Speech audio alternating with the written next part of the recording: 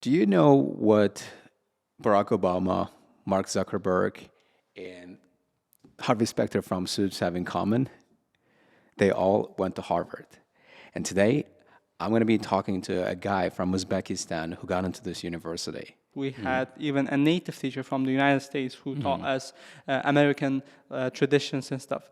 And that's luck is when preparation meets opportunity. I don't know why, but I don't really enjoy playing games. I can't just chill. It's just become a habit for me to just work. I get chill from working.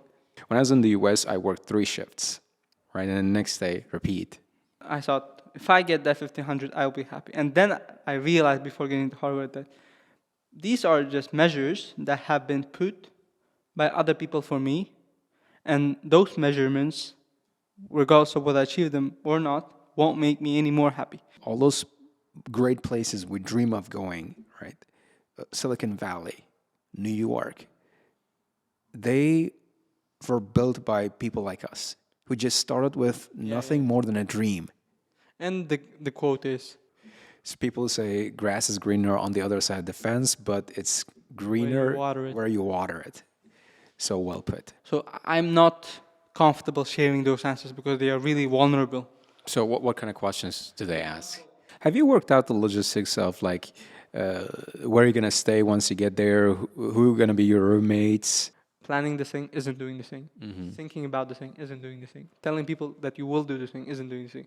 Only doing the thing is doing the thing. So do the thing, and that's the only productive tip that I have been able to use. Cool. All right. Let's save some of it for the podcast. All right. So you tell us when to start. Hey folks, hey everyone. Welcome back to another episode of Astra Muse.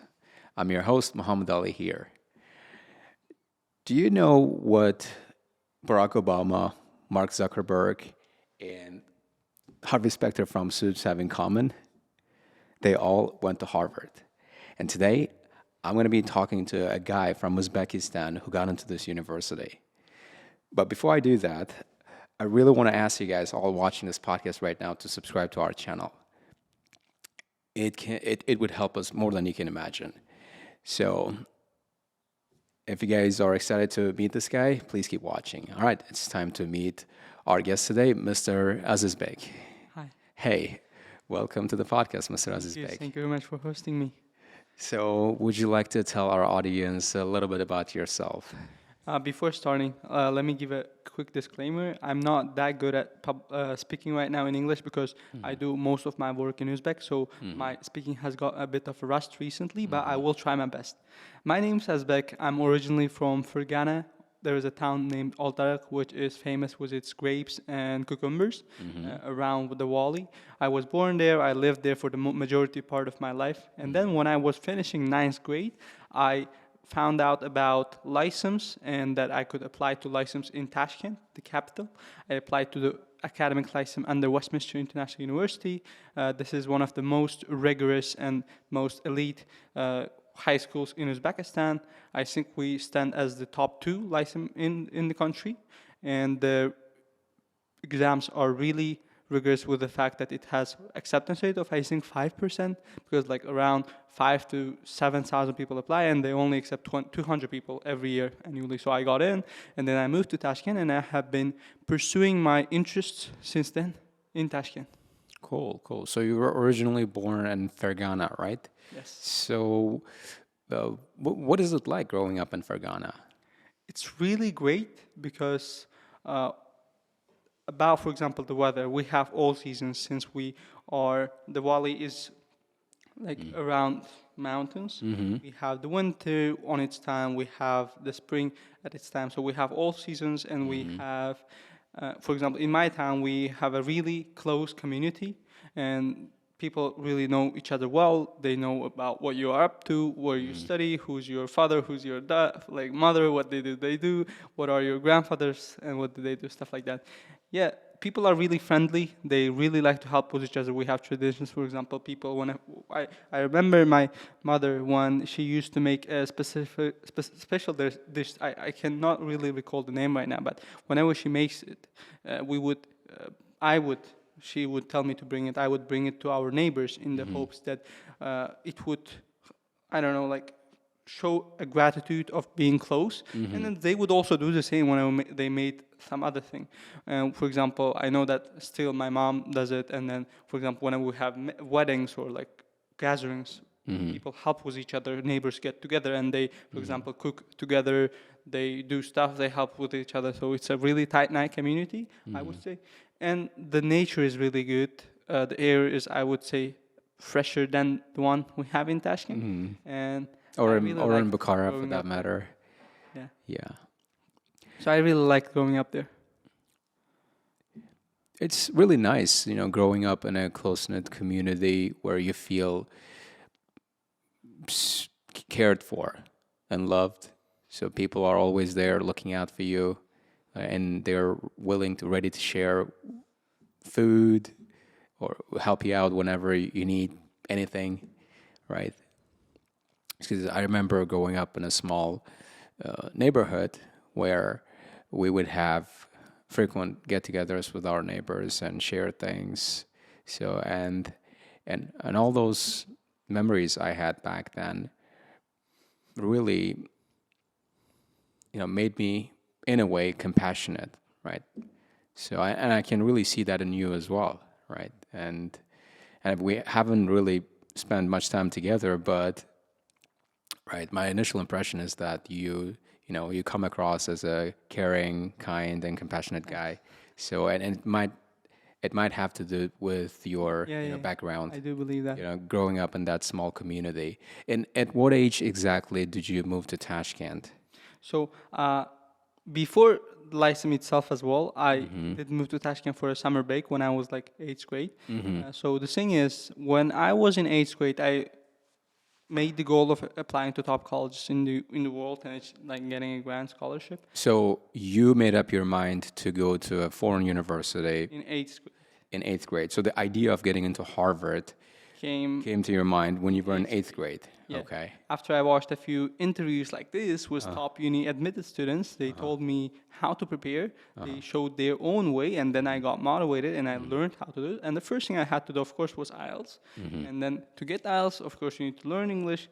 So the thing was that I had been studying at a boarding school where it was specialized to teach us English and Russian in a special way compared to other public schools. We had even a native teacher from the United States who taught us American traditions and stuff. So I had built my English foundation there. So without knowing, I had already achieved elementary level during 5th, 6th, and 7th grade.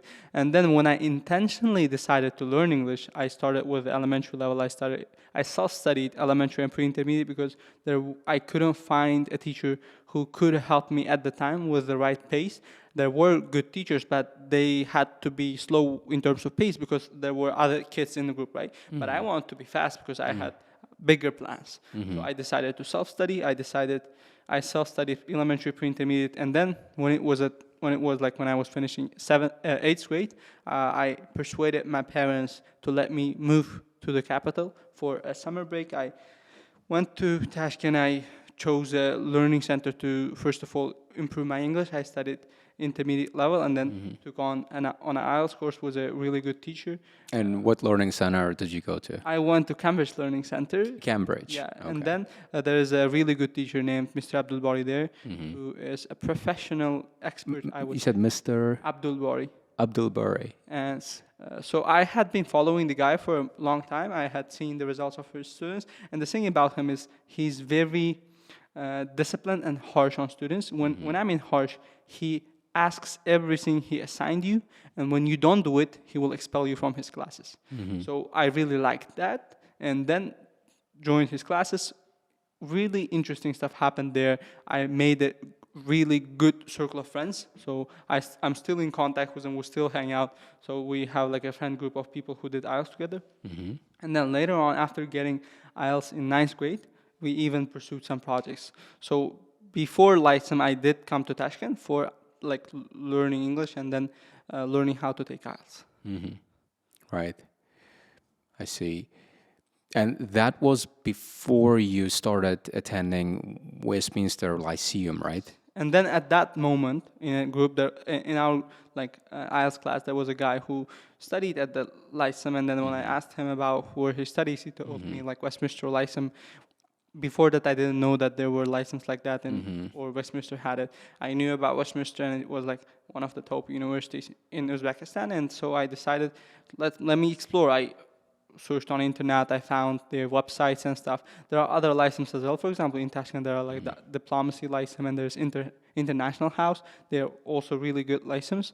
But I decided Westminster was the fit for me because it had more rigorous exams, and I also like the name Westminster. So, yeah, I decided to apply when I was in the IELTS course, when I met that guy. Yeah, that basically happened. So the thing was like, I look at it now, I reflect on it, right?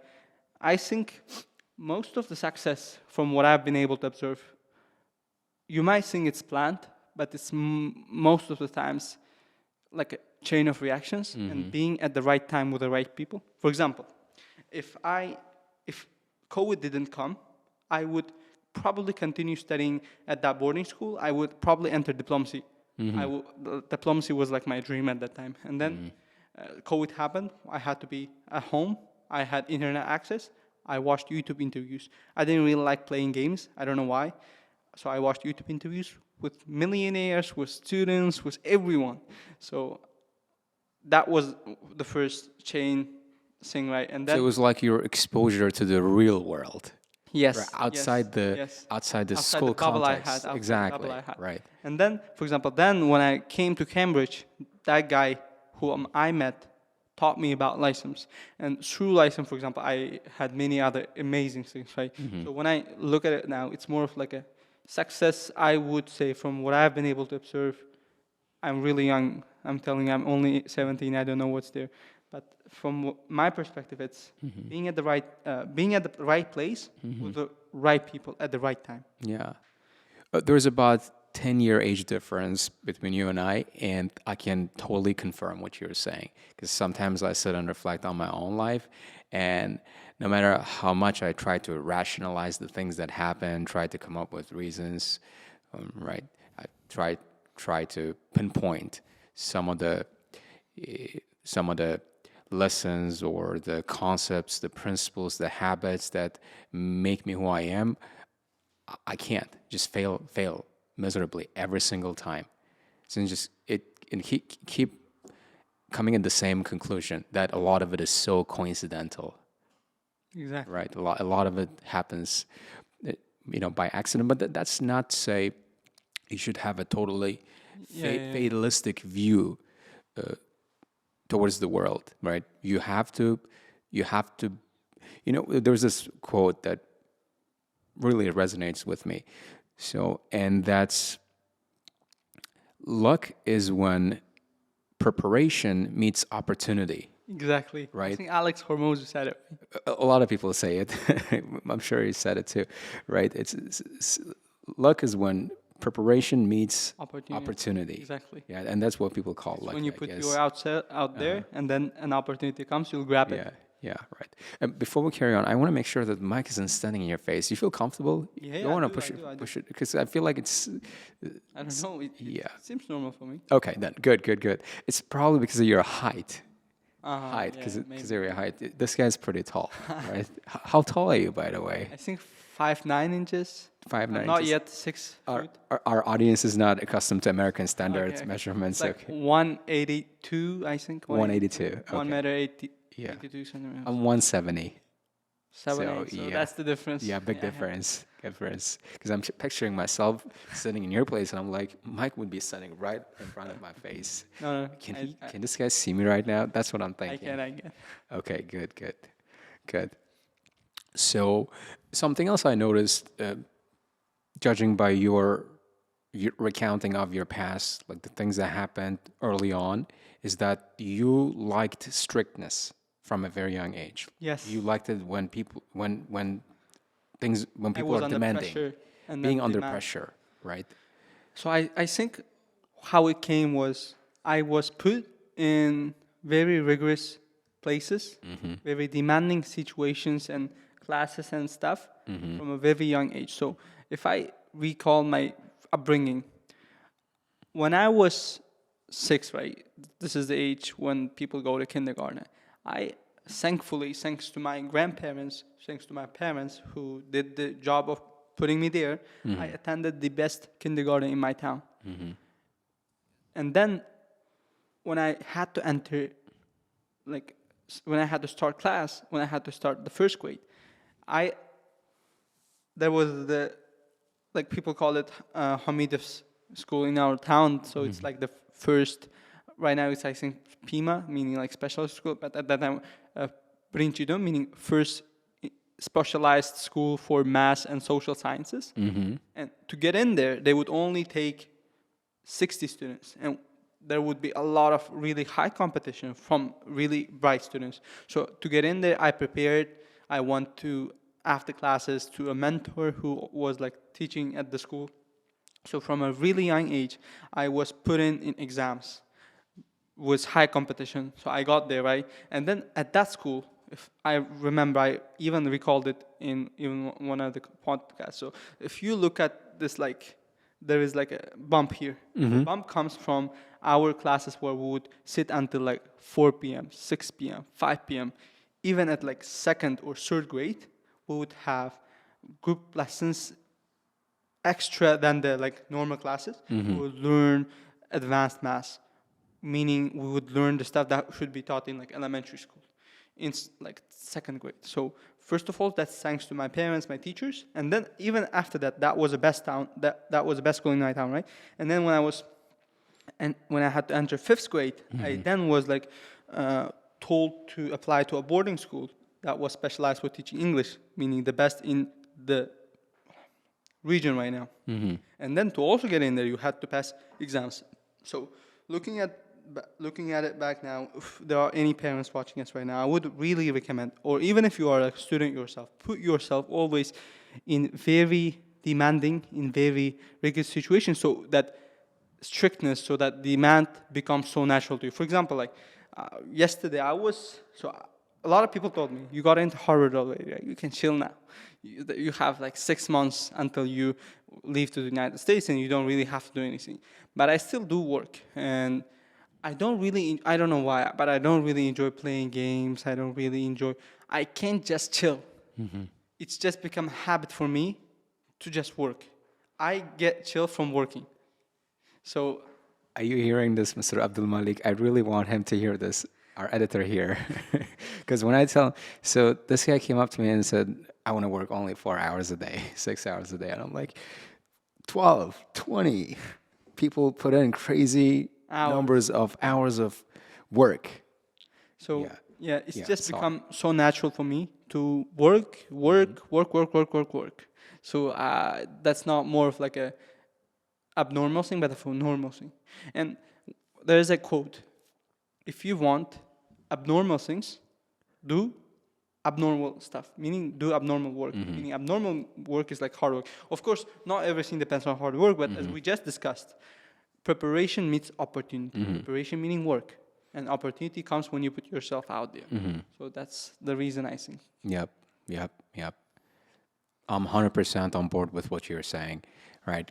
Because, right, it's like from the outside, when people look at you or, look at other successful people and think that we are always putting ourselves, under fire and just working, and something wrong with us, when in reality, that's just the way we are built. That's just the way most successful people out there are wired, right?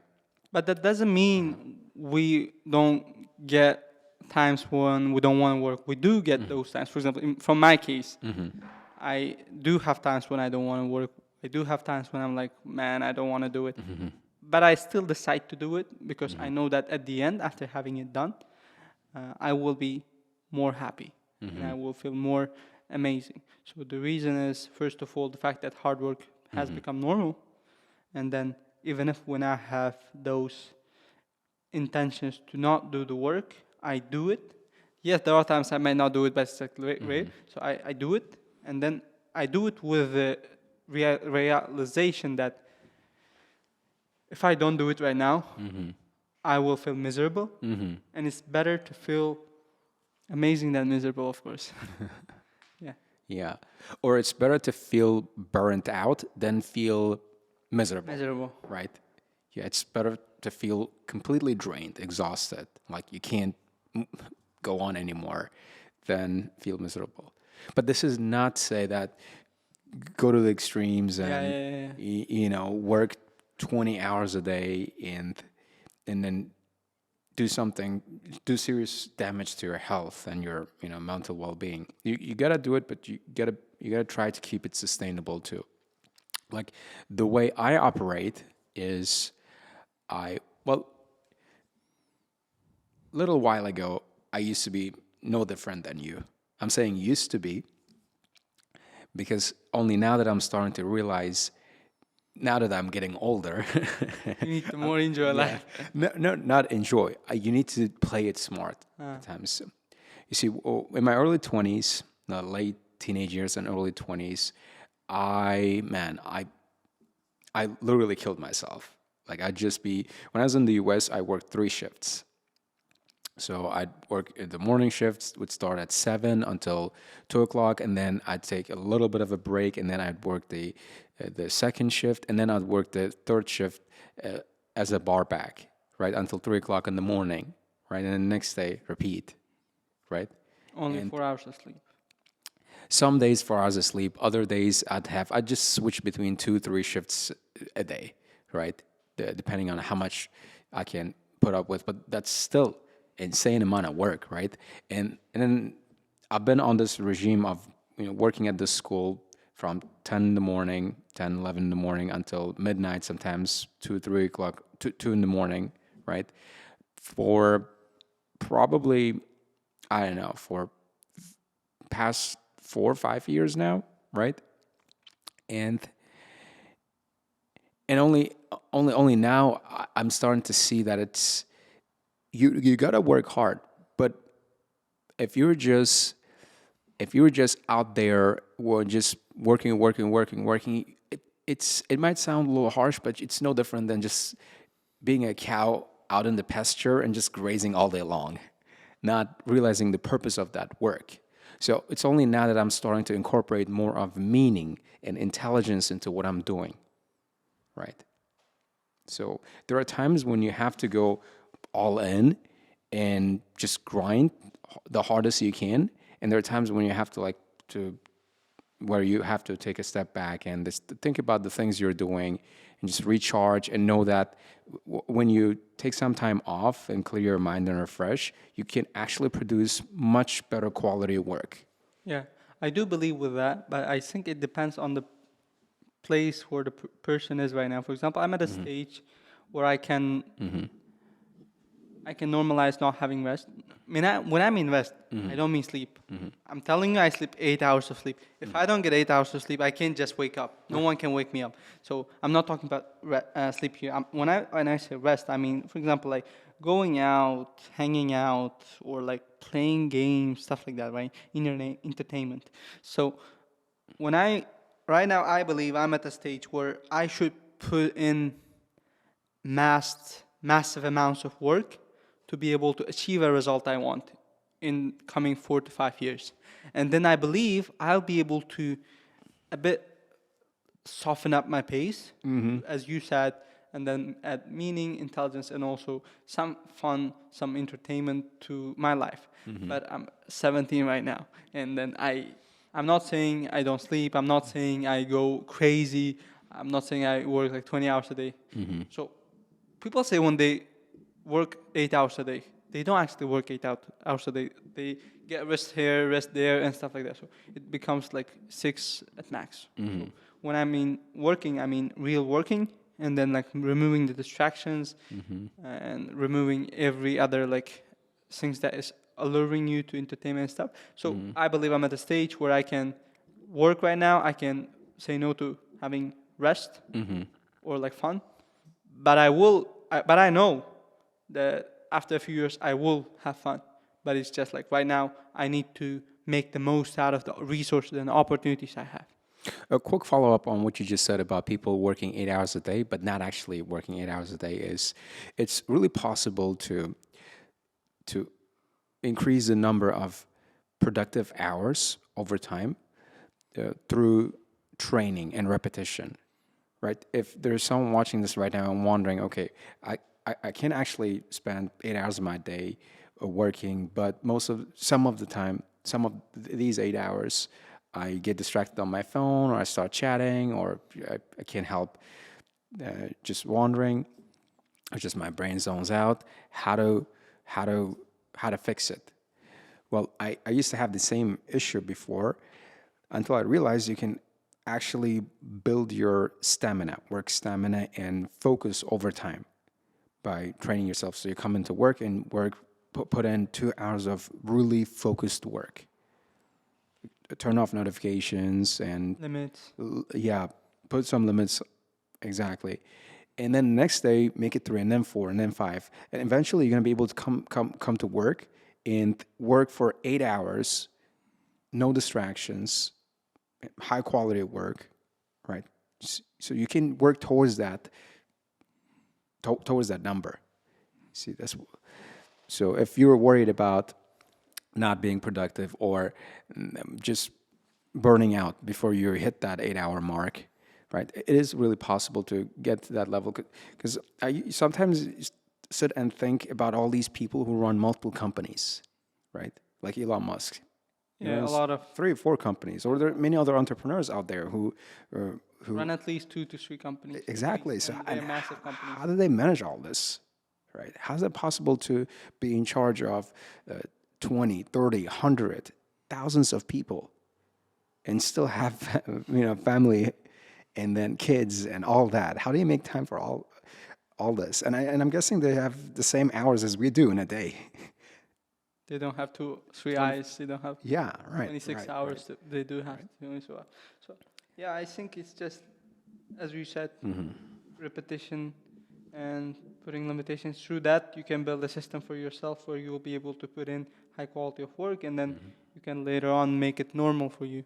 So I would say habits, you normalize those habits, they become an integral part of your life, and then you will see the result. Okay. And what are some of the other habits you have that you think set you up for success, be it academic or personal? So one of the things I have observed about myself is I always set high goals. There are reasons why I do that. So my mother used to always. So let's say, for example, when I was starting IELTS, she asked me, "What score do you want to get?" And I told her like 7 maybe, and she was like, "Why not at least 8? Why not 9?" And she was like, "Mom, it's just like impossible."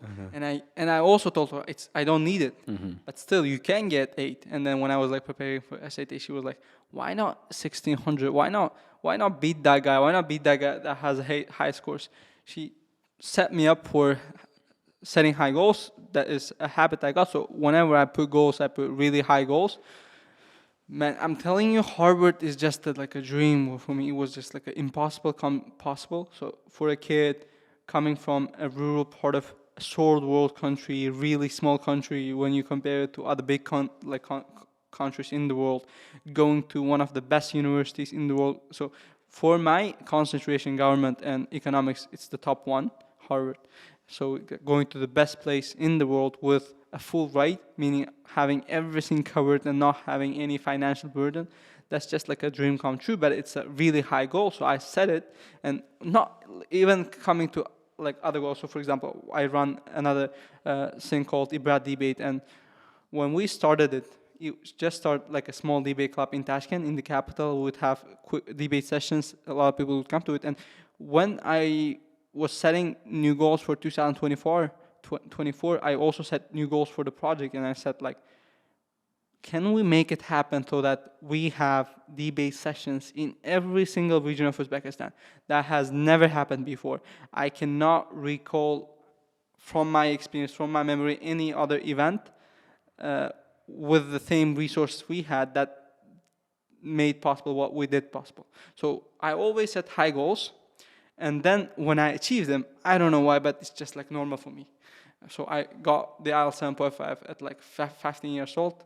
I got it, and then I moved on. I don't like to obsess with the achievements I have. And then I got the 1520 or 1500. I just move on. I got Ibra debate to 14 weeks. Just now I have other goals in terms of the project. Or I got into Harvard. Now I have other goals in terms of my own personal development. I want to learn new languages. I want to financially stabilize myself. I'm not financially independent yet. I want to, first of all, become financially independent, and then later on, hopefully add some source of incomes to my families and contribute in terms of finance. So I always set high goals. Most of the time I achieve them. There are some times when I fail them. For example, I applied to, there are things like called programs for high school students, like YYGS yearly. These are like camps or like programs for like 1 to 2 weeks where you go somewhere and learn some stuff. I applied to 5 of these programs. I got rejected from every single of them. So I put high goals. I try my best to achieve them. Sometimes I do achieve them, sometimes I don't. And when I achieve them, I don't obsess with them.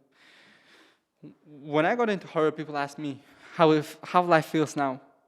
In the first moments, yeah, there might have been some euphoria. You might have watched it from the reaction video we had on Instagram. But after like 2 to 3 days, for me, it's gone now.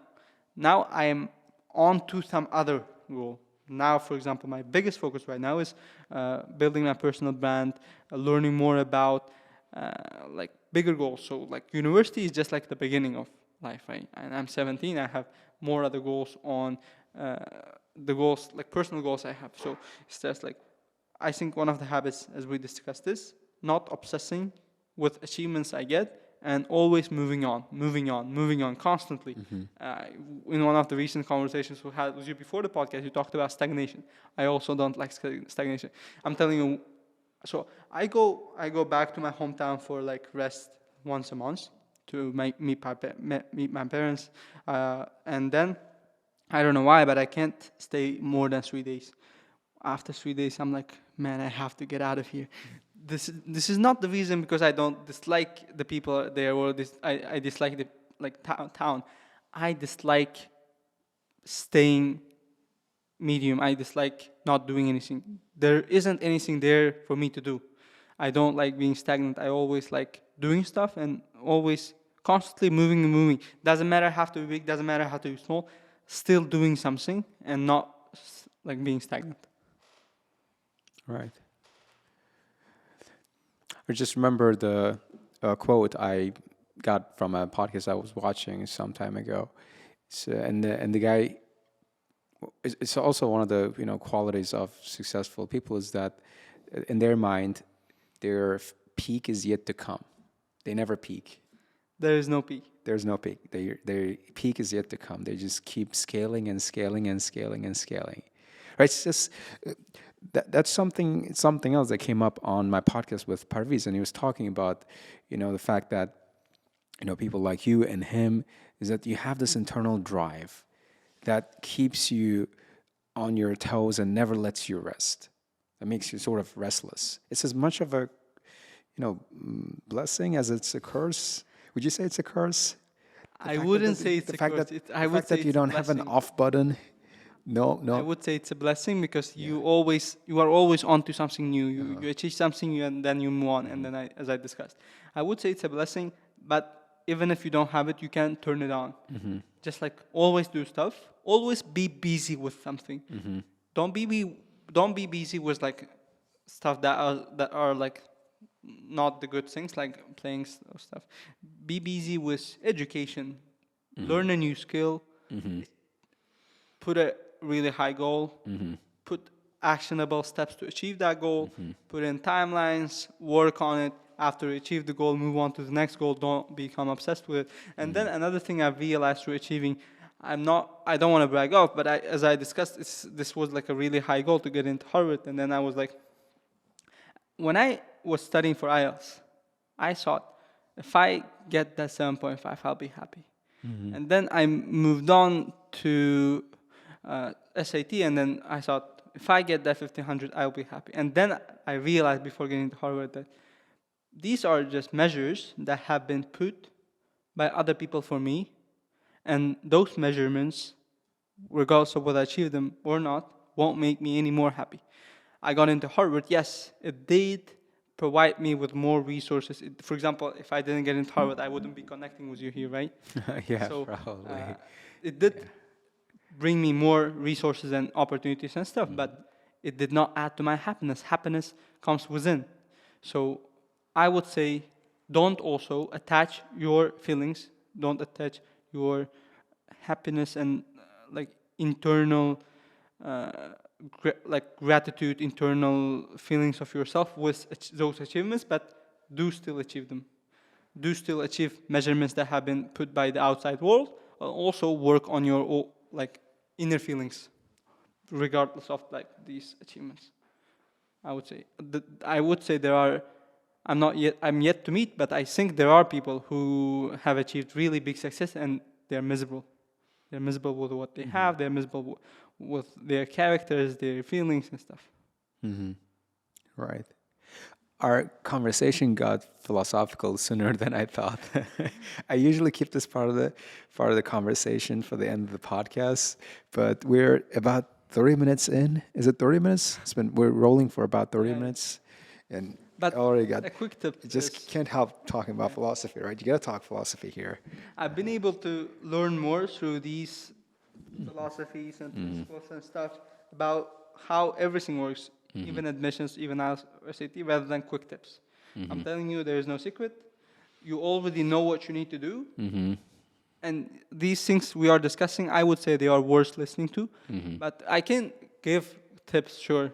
But most of the people do already know it. They know they need to take IELTS. They know they need to take SAT. They know they need to boost up their portfolio. They know they need to find a mentor to help them with essays, and they need to write really good essays and stuff.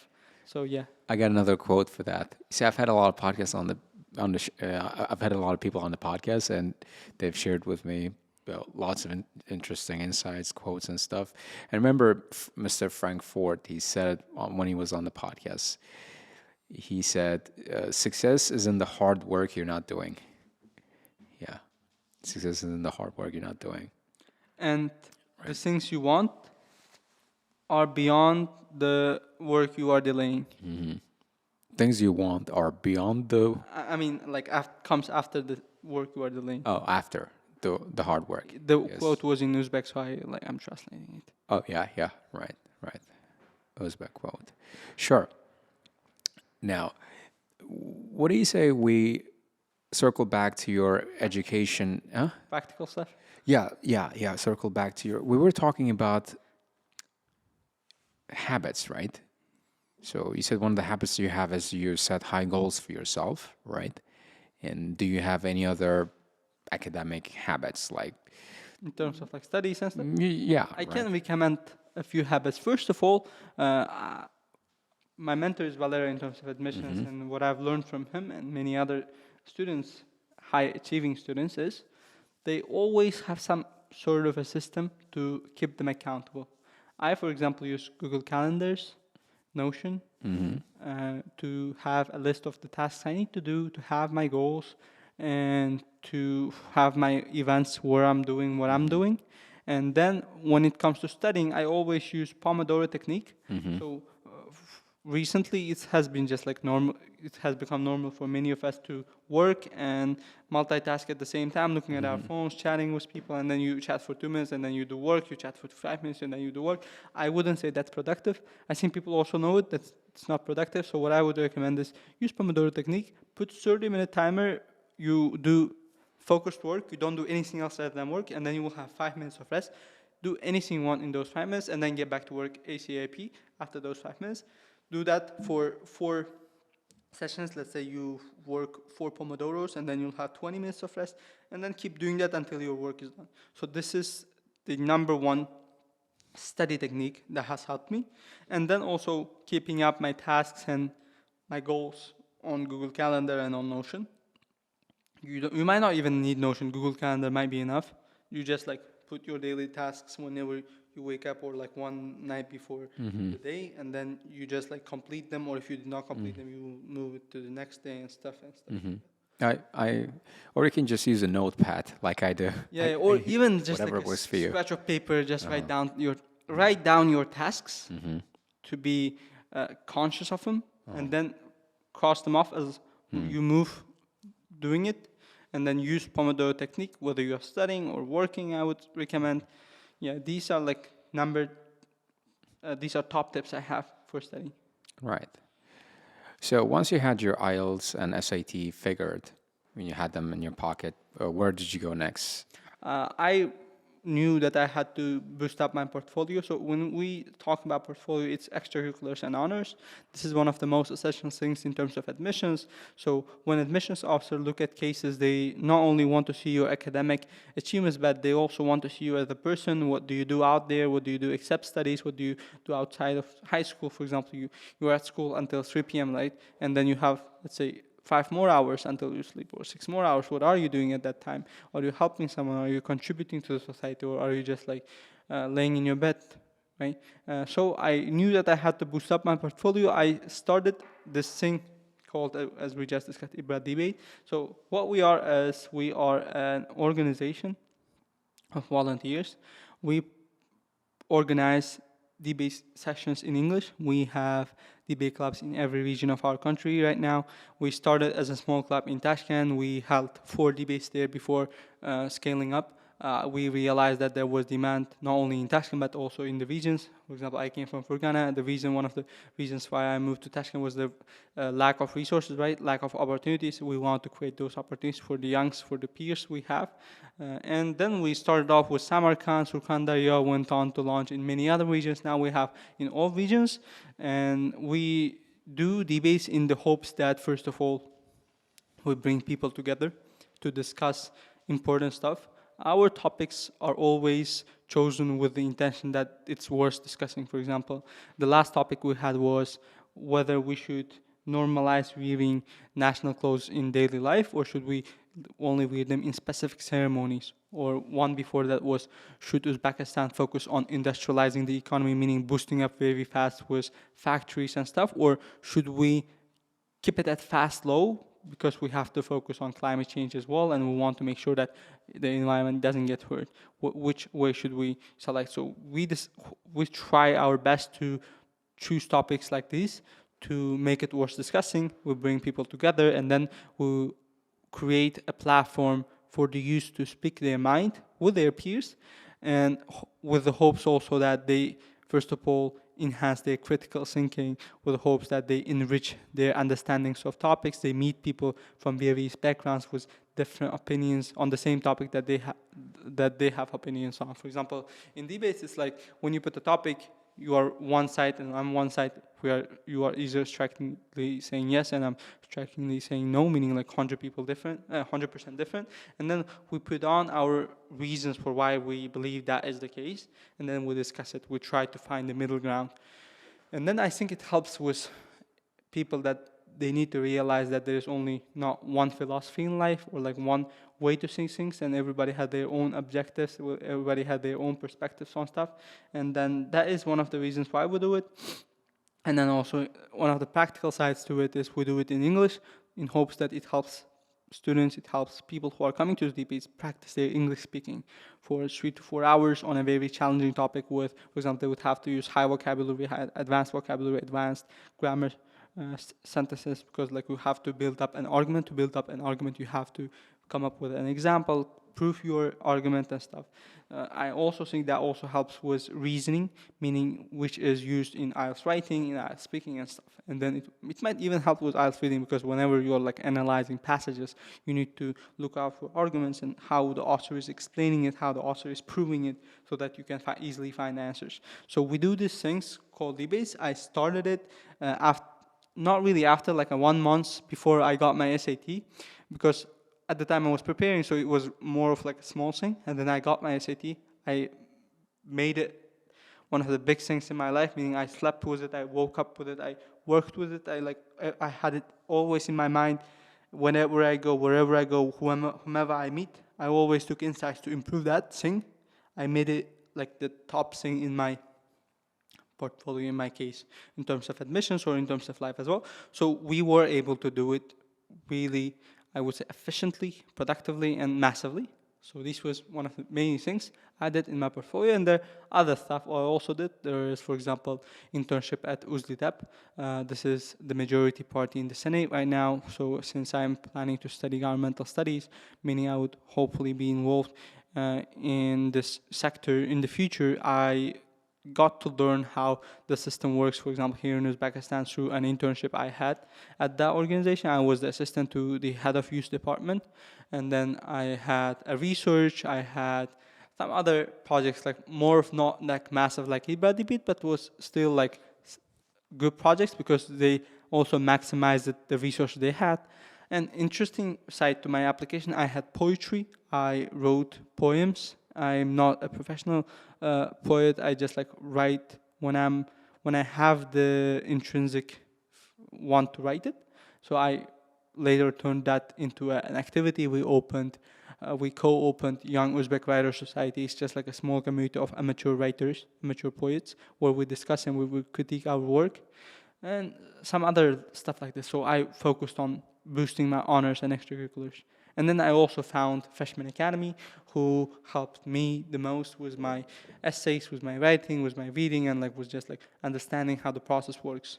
I took their full support program, which is like an individual, not course, I would say. It's like individual teaching where they help you one-on-one with everything you need. So I can see you've been involved in quite a few projects in the past, and well, which one has been your favorite so far? My favorite has been IBRA debate. As I told you, I do debates because I personally love them. I do love discussing, just discussion with people.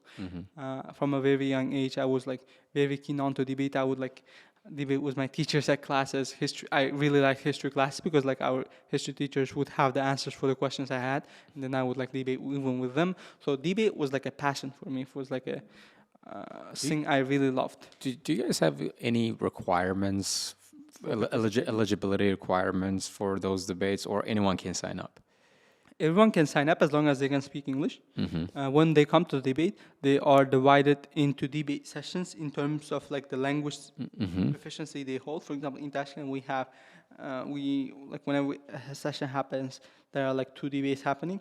One for B1, B2 students, one for C1, C2 guys, and then we have it in every region. Just like hopefully in January, we're planning to hold it by the end of this month. We do it like once a month. You can just follow IBRA debate on Telegram, Instagram. We have it and we'll announce it, the days and how to register for it. We have a separate bar for it. It's really easy. You just like fill in a few things and then you are registered and you can just come. No registration fee or no stuff like that. You will actually like get gifts if you perform the best. We will have like nominations like the best debater, and then hopefully we're planning to implement a new nomination. So yeah. Yeah, quite interesting. And for those who are interested, we can put the link in the description box below so you can go and check it out. Cool, right. So debates has been the most interesting and the most like passion thing for me. So all you need is an IELTS certificate, right? Or all you need to qualify for those debates is an IELTS certificate. You don't even need IELTS certificate. Just like if you are able to speak English, we don't require you to have. How can you tell they are B1, B2, C1, C2 level? We'll ask them.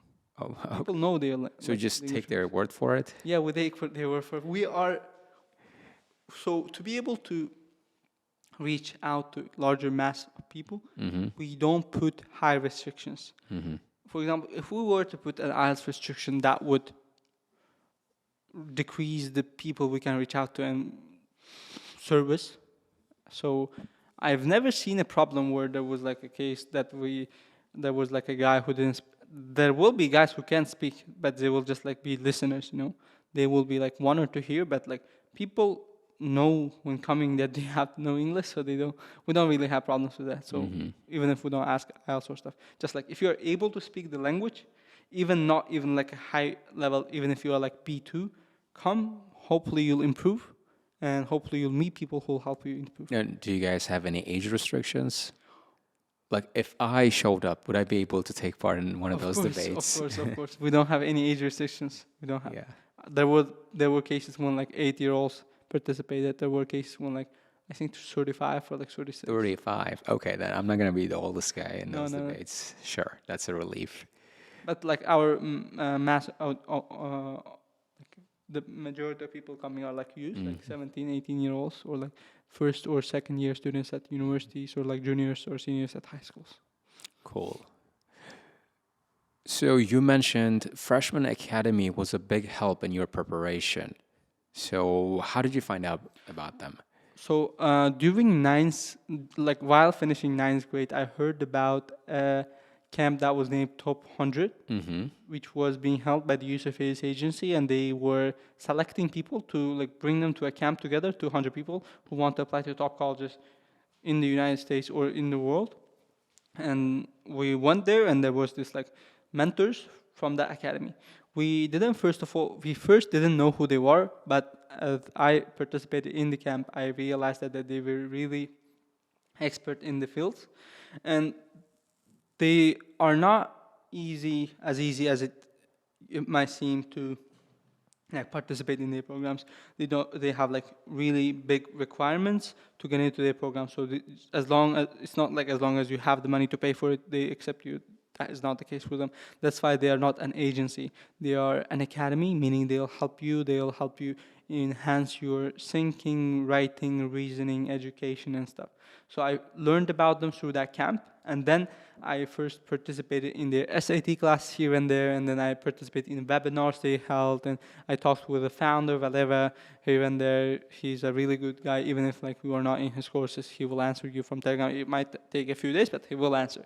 So I joined their alumni network, and then as I realized that for me that was the best fit, and as I realized that was one of the best like companies in the region who could help me, I chose to work with them.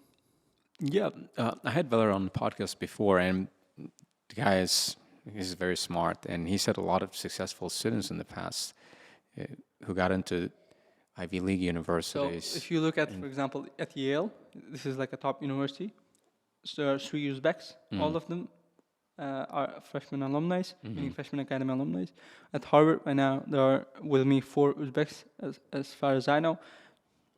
So the girl from Uzbekistan, who was like the first from Uzbekistan to attend Harvard, also did freshman, and I did freshman. And there's Columbia girl, there is UPenn, there's many other like top university admits who got help from freshman academy in some way. So they are really the goats in their field. So what do you think has been the biggest help you got from this course or from the school? I would say one of the many mistakes I've seen among my peers, among my friends, is they don't really understand the universities and their missions and what education you'll get. So the first big thing I learned through freshman is why do you need an education, and exactly why a liberal arts education, and why exactly US? First of all, they will help you understand that. And Valeria told me that there were even cases after taking their program, students realized that US was not the fit for them and decided to, let's say, apply to Europe or like UK or even stay in Uzbekistan. So first was the fact that I was able to understand, which I was not before, why I'm applying to top colleges, why I'm applying to a liberal arts program, and why I'm applying to exactly the US and what will I get there. And then after I realized that, they don't just move on to writing essays. They will put you in very rigorous situations again, was in terms of college level reading.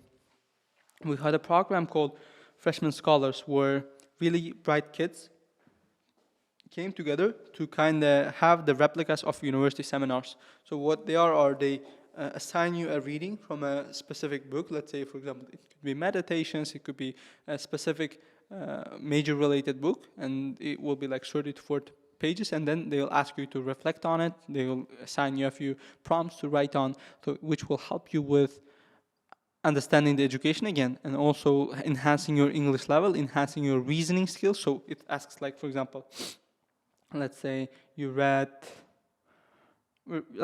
Meditations, and they'll just like take one quote from it, and why do you think author put it there?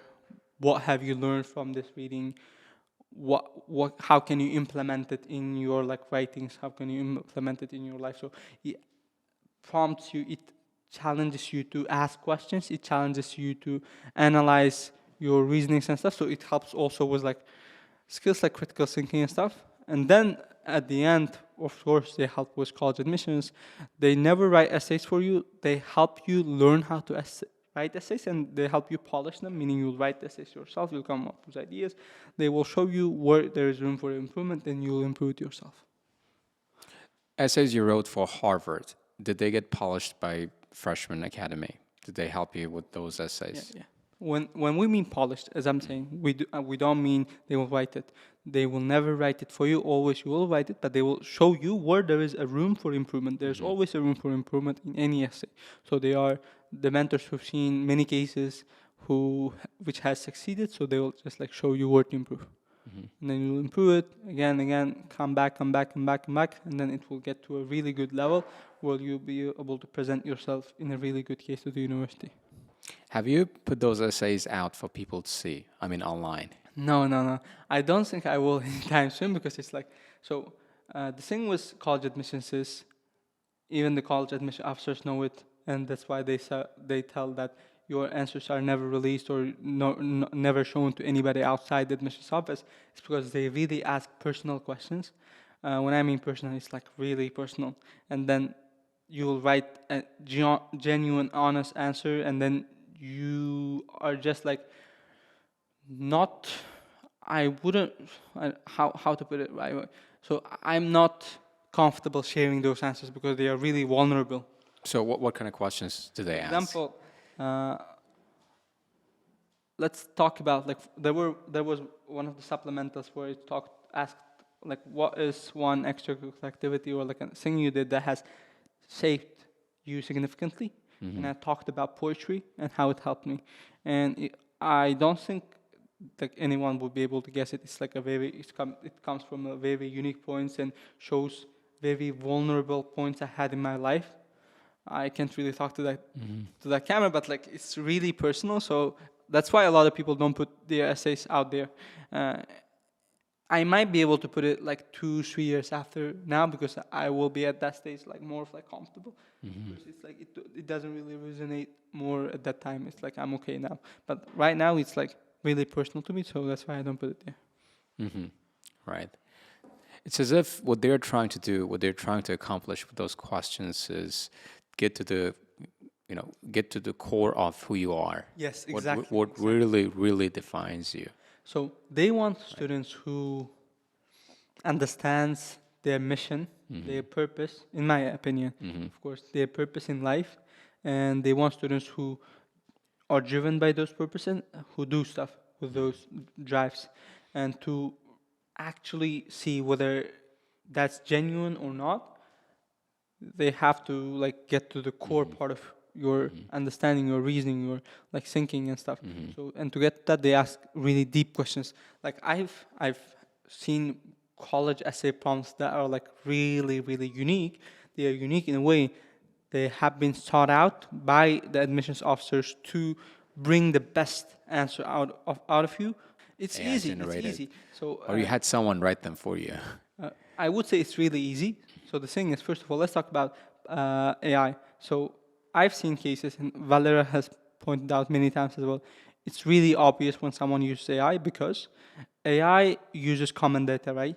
And common data means that has been used a lot of times, and it's cliche, it's common, and for example, it's visible through certain frequent languages that, for example, ChatGPT uses. I might not be yet able to spot it, but like admissions officers who've seen thousands of essays will be able to spot it at like one time. So this is the thing for AI. They will be able to see it at like one time. They've seen many of these, so they are just like used to it. And I think they are even trained to like spot AI. So this is the first thing. And even if you get AI to write it, AI won't be able to present your unique voice. The thing with essays is you need to write in your unique voice. Everyone has their own unique voice. So one of the philosophies I have in life, there are 8 billion people on Earth, right? But I think there isn't 2 people who are just like identically the same with each other.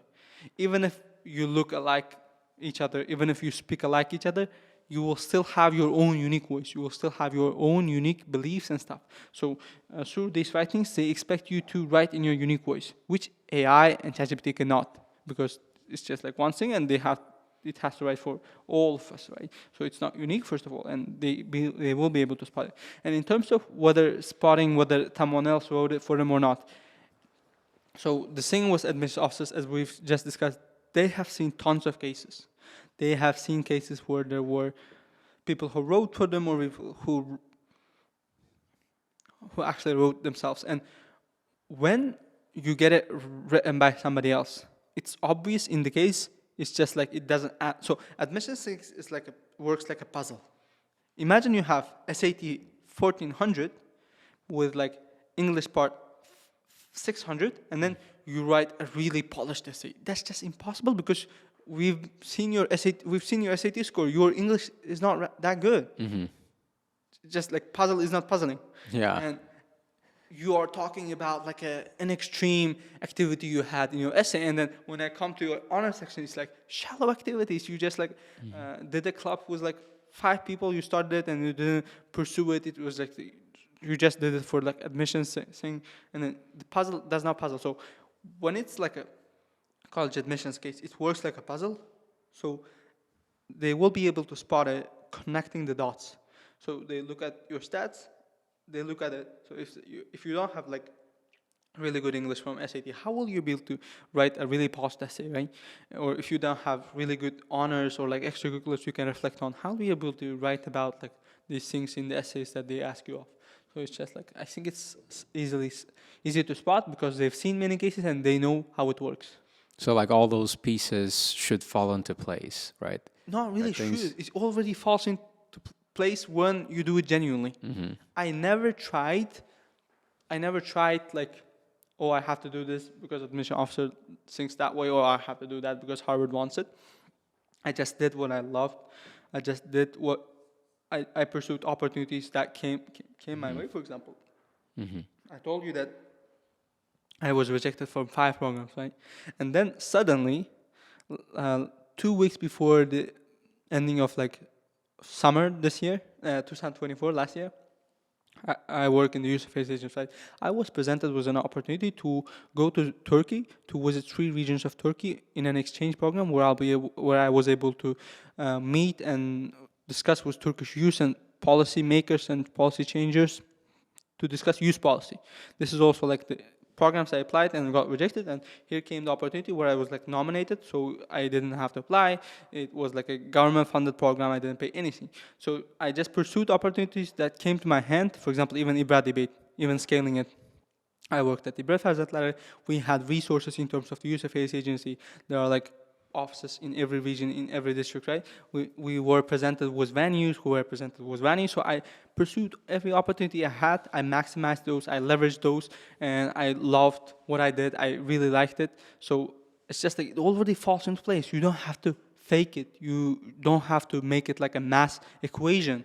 It's just like, it just does fall into place when you are genuine. And when you are not genuine, it does not, and it's like easily spottable. Right. So you have to have that authenticity in your work and genuineness. Exactly. Which are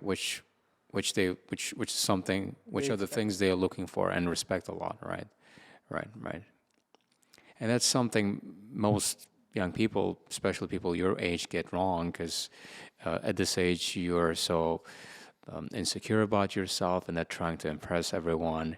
So you try to fancy things up as much as possible, trying to get other people's validation, and it sometimes carries over into your application, which can be a big red flag. Exactly. It's just like easily spotable, as I just discussed, for a person living in a rural area of Uzbekistan to build like a nationwide thing. But they can build something in their district, and that's more genuine, that's more respectable for admissions officers, in my opinion, than to say fakely, like I built a nationwide movement, we did this, we did that in all regions, while you were like just like in a real rural area where you cannot access those opportunities. I was in the capital, so I had those resources, I did it. But if you are not in the capital, how can you do it? Because like you might not have the same opportunities I had, but you still have the opportunity to do it in your own hometown. And if you do it, admission officers do respect it because they look at you, they look at the resource you had, even like with academics. So the thing was academics. For example, people talk about APs, right? Advanced placements. We don't have advanced placement tastes in Uzbekistan, but in the US they do have it. So imagine I'm an American applying, and then in my school let's say there are two guys. I'm and my friend. My friend studies at a private school where there are like possible to take 15 AP classes in 4 years, and in my school only 5. If my friend only takes 5 classes in those 4 years and even achieves like A's in all of them, but I take 4 classes out of 5 and achieve also A's, my application in terms of academics is more respectable because I maximized and leveraged resources I had, while my friend did not because he left out the rest of it, right? So I think admission officers respect it and like really like it when you make use of the resource you have, opportunities you have, what's in your hand, and how do you use it. And this is also how you will be able to contribute in the campus while at the university. They will present you with opportunities and you'll have to pursue it yourself. They will present you with internships. They will present you with job offers. They'll present you with club boardings. And if you don't make use of them, if you are not a person who does make use of the resources they had, how will you add contribution to the campus, to the community, right? And to the world overall later in your future. Yeah, that makes so much sense, right?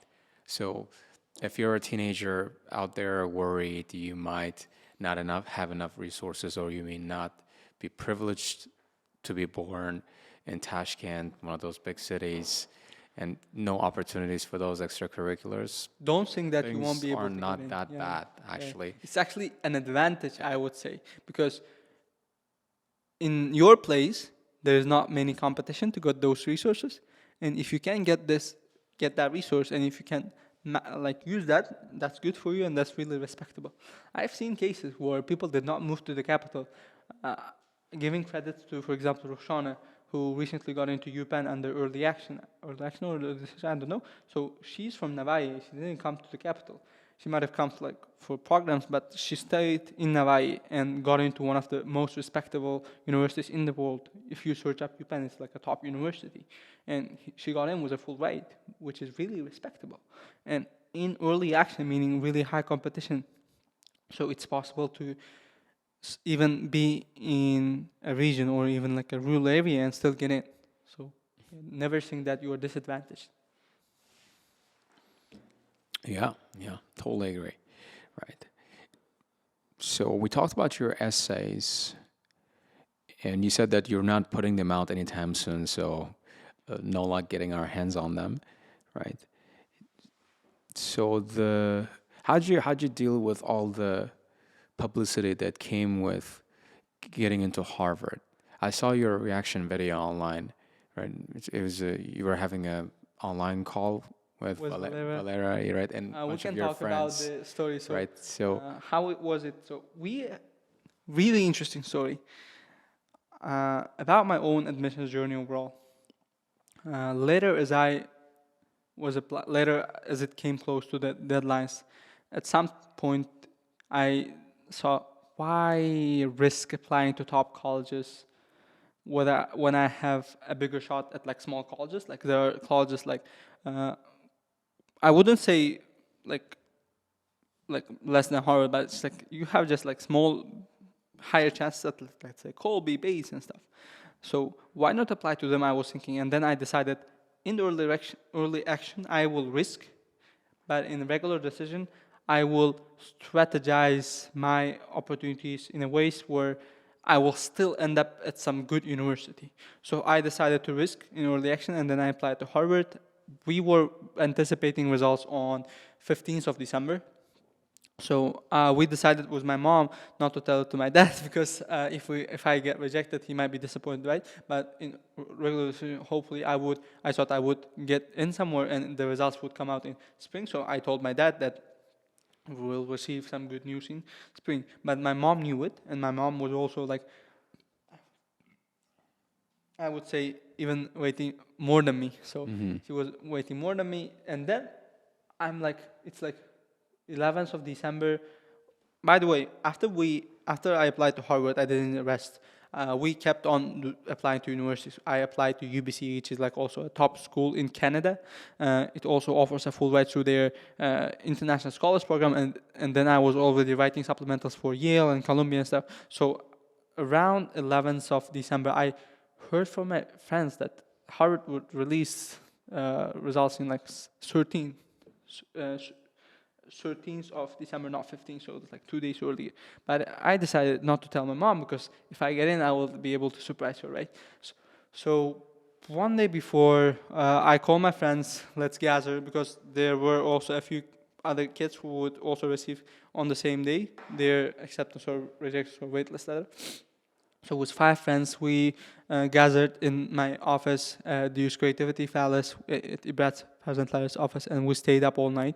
We chatted, we stayed up all night, we had a quick naps here and there, we had dinner together, and then when it was like 5 a.m., my friend is like waking me up. I went on, come on, it's like out, let's check it.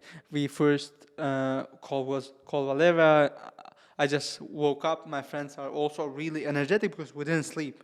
And then we pressed the button for 3 seconds. I don't get it. It's like there are things coming out. It says congratulations. I just don't get it. And then after 3 seconds, something hits me.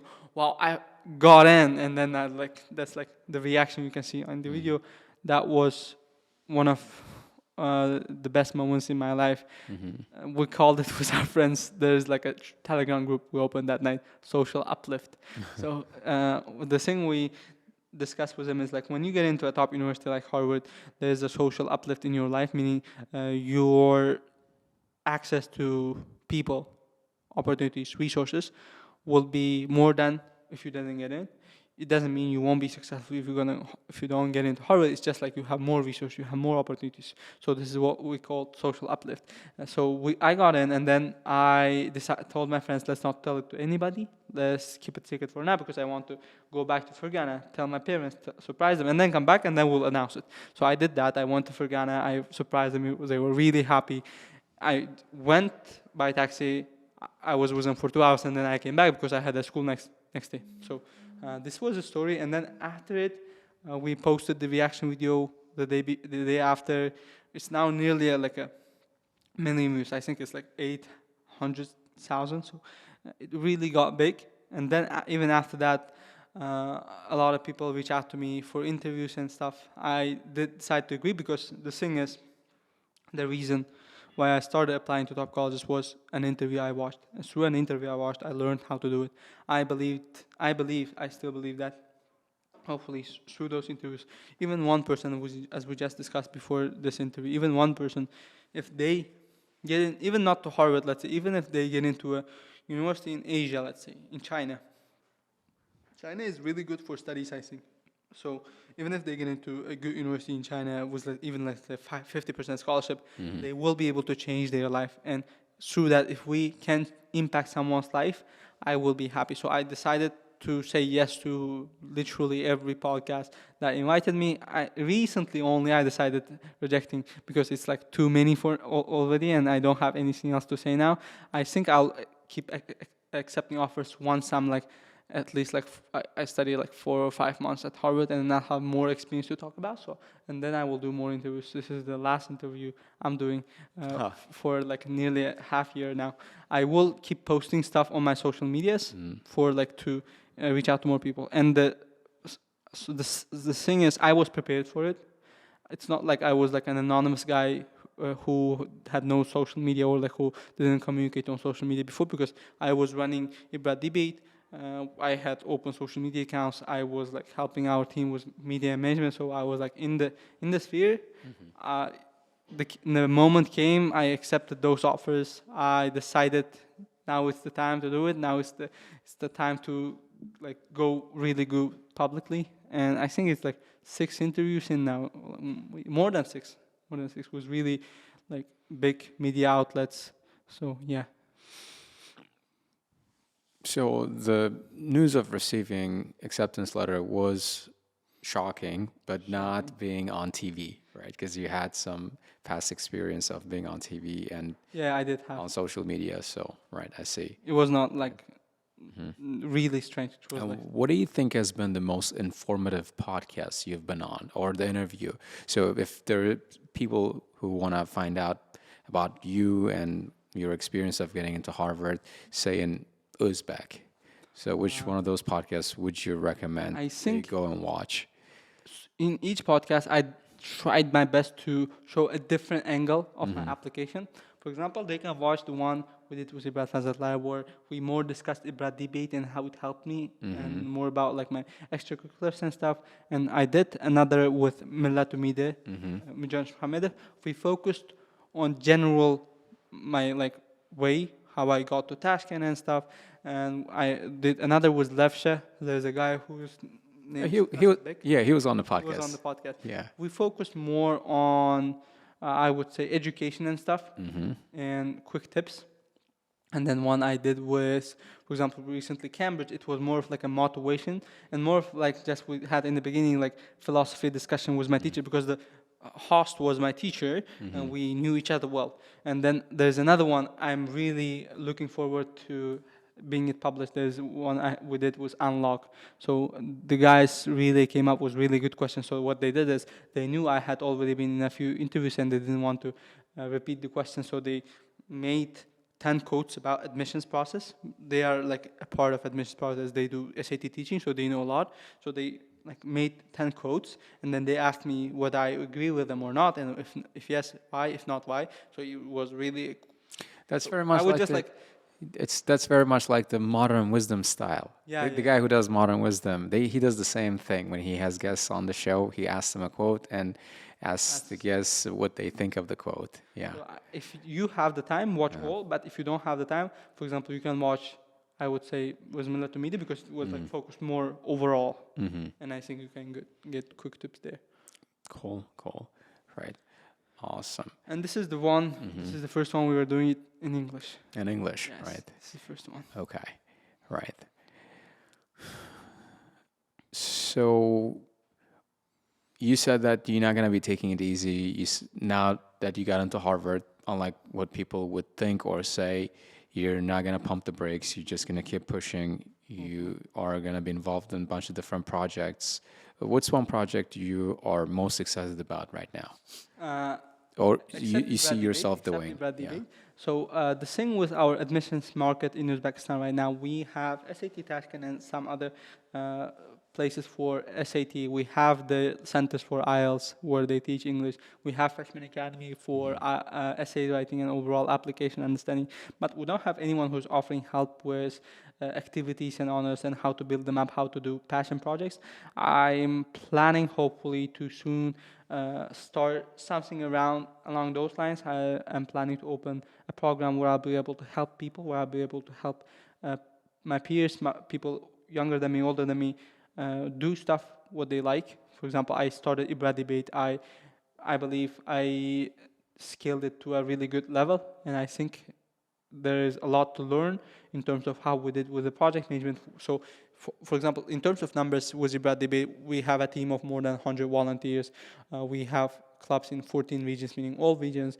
We have had more than 70 sessions. We have had more than 2,000 people in our debate. So it's like it has become a really big movement in how we've been able to do it. I think there's a lot people can learn from it, and even other projects I did. So I hopefully planning to help kids in Uzbekistan who are applying to top colleges or even not applying, pursue their interests in ways that can be implemented as like a social project, as like even like a business or like a startup thing that they can do. So I'm planning to help in terms of like management and stuff with activities and honors kids. I'm really excited about launching it. I don't think I'll launch it like this month or like really soon. I'm just like in the process of like making the schedules and stuff, how I can help them, what tools I will bring to the table, and how they will benefit from it, and how will they do it, and to also be able to achieve and to reach a bigger audience with the program. I'm on site building my own personal branding on Instagram and Telegram and stuff. I have right now more than like 10K plus following. I'm planning to like build it up, and we have a big goals for IBRA debate as well this year. Until I leave Uzbekistan, I want to systemize the project and also leave it for somebody who can be the next person who will run it. I will be helping with like as in the side, but there should be someone else who will be running it here in Uzbekistan. So I will be actively seeking for that person, and then I will be systemizing the process, and I will be we do have some new goals. We want to now we have covered all regions, and in all regions there are districts where they are so big. For example, I come from Fergana. There's Kokan, there's Margalan, which are really big districts, and they might not come to Fergana city for our debate because the distance is so long. There's like 2 hours, 3 hour rides. So we want to bring our debate clubs to those districts as well. We want to open hopefully more than 70 plus districts, our clubs. This is one of the goals I want to accomplish before leaving to the US. Sounds like a full plate. You're gonna be pretty. Yeah. You're gonna be pretty busy. Hopefully, yeah. Before your departure, right?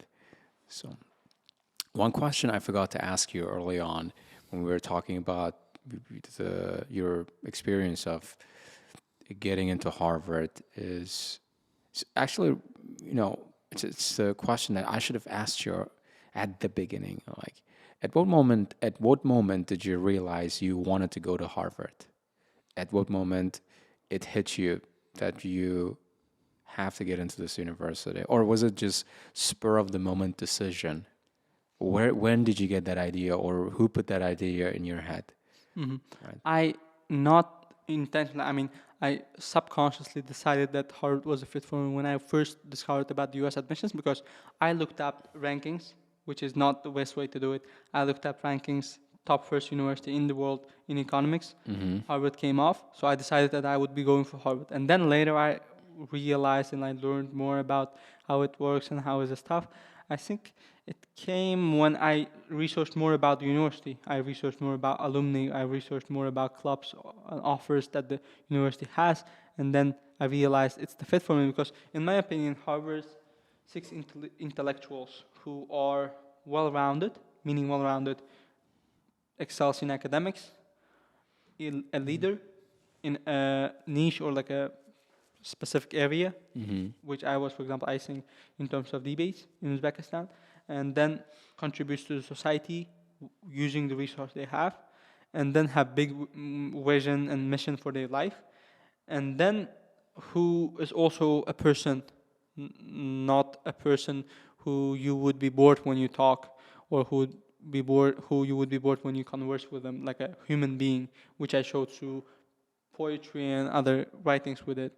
So Harvard seeks those intellectuals, and I believe that Harvard will help me, first of all, learn more about the track I want to pursue, which is government concentration with a focus on economics, with specifically comparative political economy, which is like you will compare the political and economic situations of developed and underdeveloped nations, and you will see what kind of policies they have implemented to come to the stage they are, and hopefully I'll be able to look at their examples and bring the best tools and insights when I come back to Uzbekistan to work in, hopefully in any sector when I come, and contribute to society here, contribute to my country, contribute to my fellows' livings, impact my fellows' livings in a good way, positively, not negatively.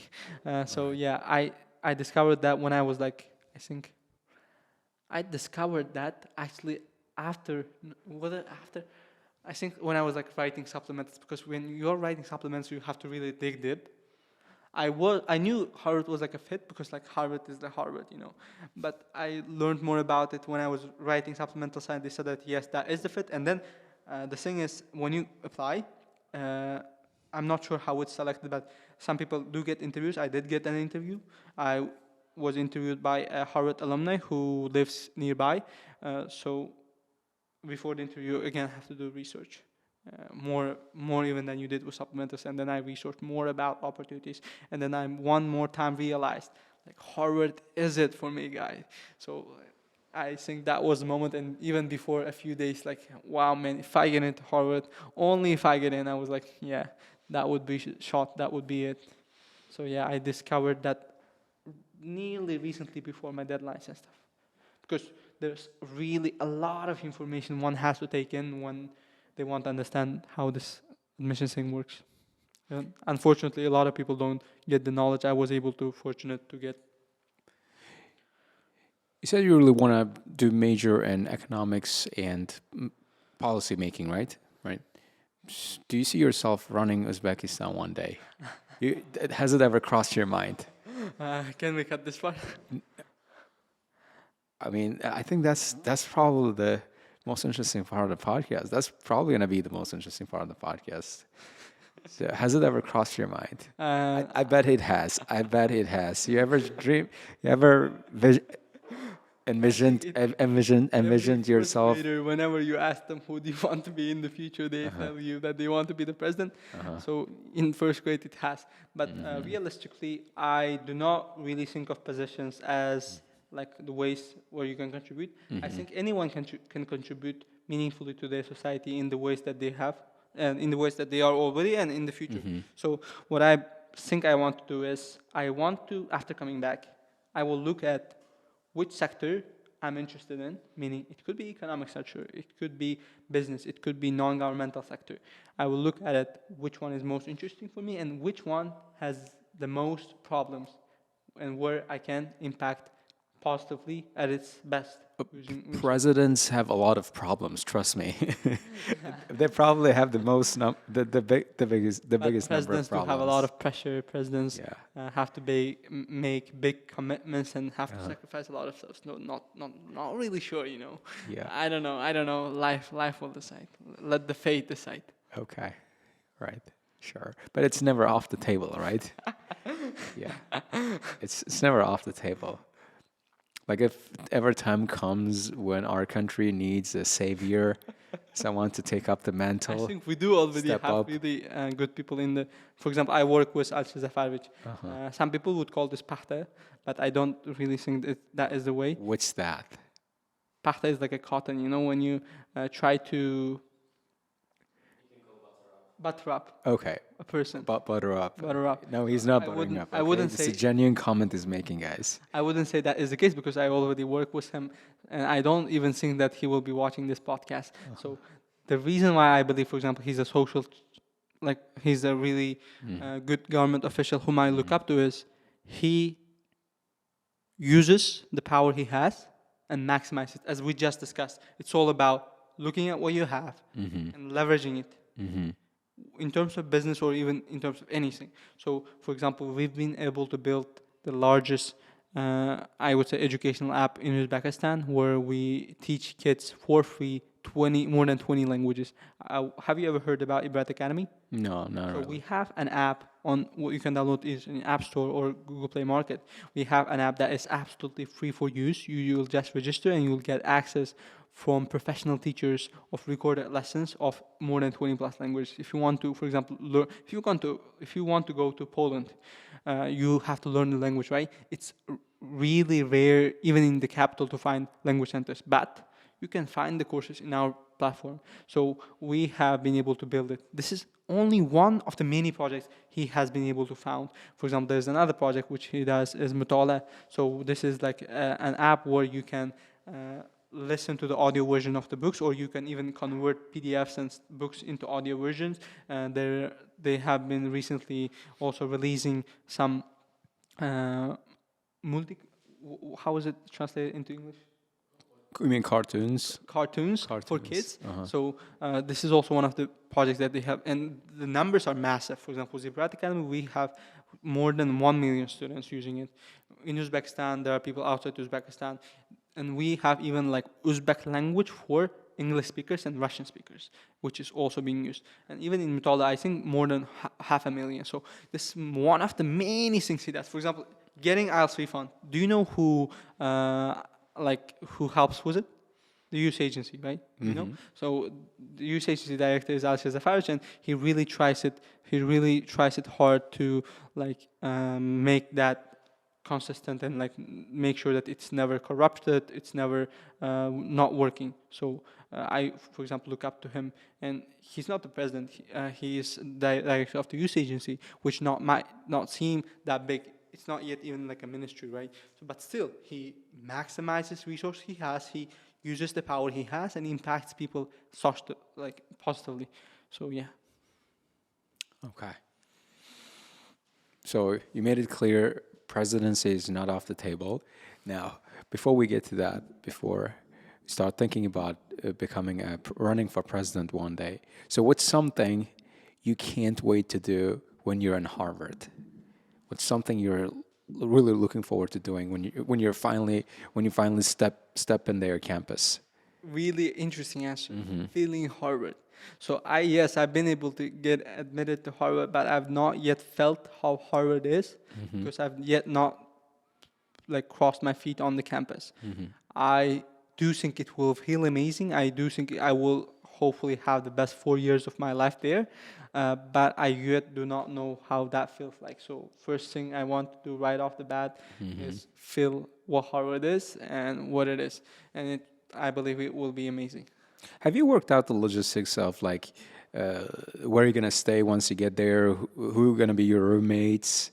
So it's really no problem because I have a full right, and at Harvard in your first year you are required to live in the Harvard yard with other first year students, and when you are second year or third year you can either decide to rent out apartment outside, but most of the cases, like more than 90% I think, people stay in the dorms, and there's really good tradition, and there's this thing called when you are finishing your first year you will be randomly attached to one of the houses, meaning the dorms, at Harvard. And it's like a Hogwarts, when you get selected Slytherin and stuff. So it's like, it will be random and you will be selected to a dorm and then you will live there for the next 3 years. So I will be living in the Harvard dorms. And in terms of roommates, since I got in early, meaning we yet do not know many things. I yet do not have my I-20, which is like this document I need to apply for visa. I yet do not know who my roommate is. All of these things will be figured out once RD, meaning regular decision applications, are out. So it's like spring, I will get to know these things. I really hate to rain on your parade, but what if tomorrow, or what if in 2 weeks from now, once Trump is in office and he makes a presidential decree, right? He signs passes a legislation saying that no more immigrants, So and then you can get a visa. I don't think. How's it gonna make you feel?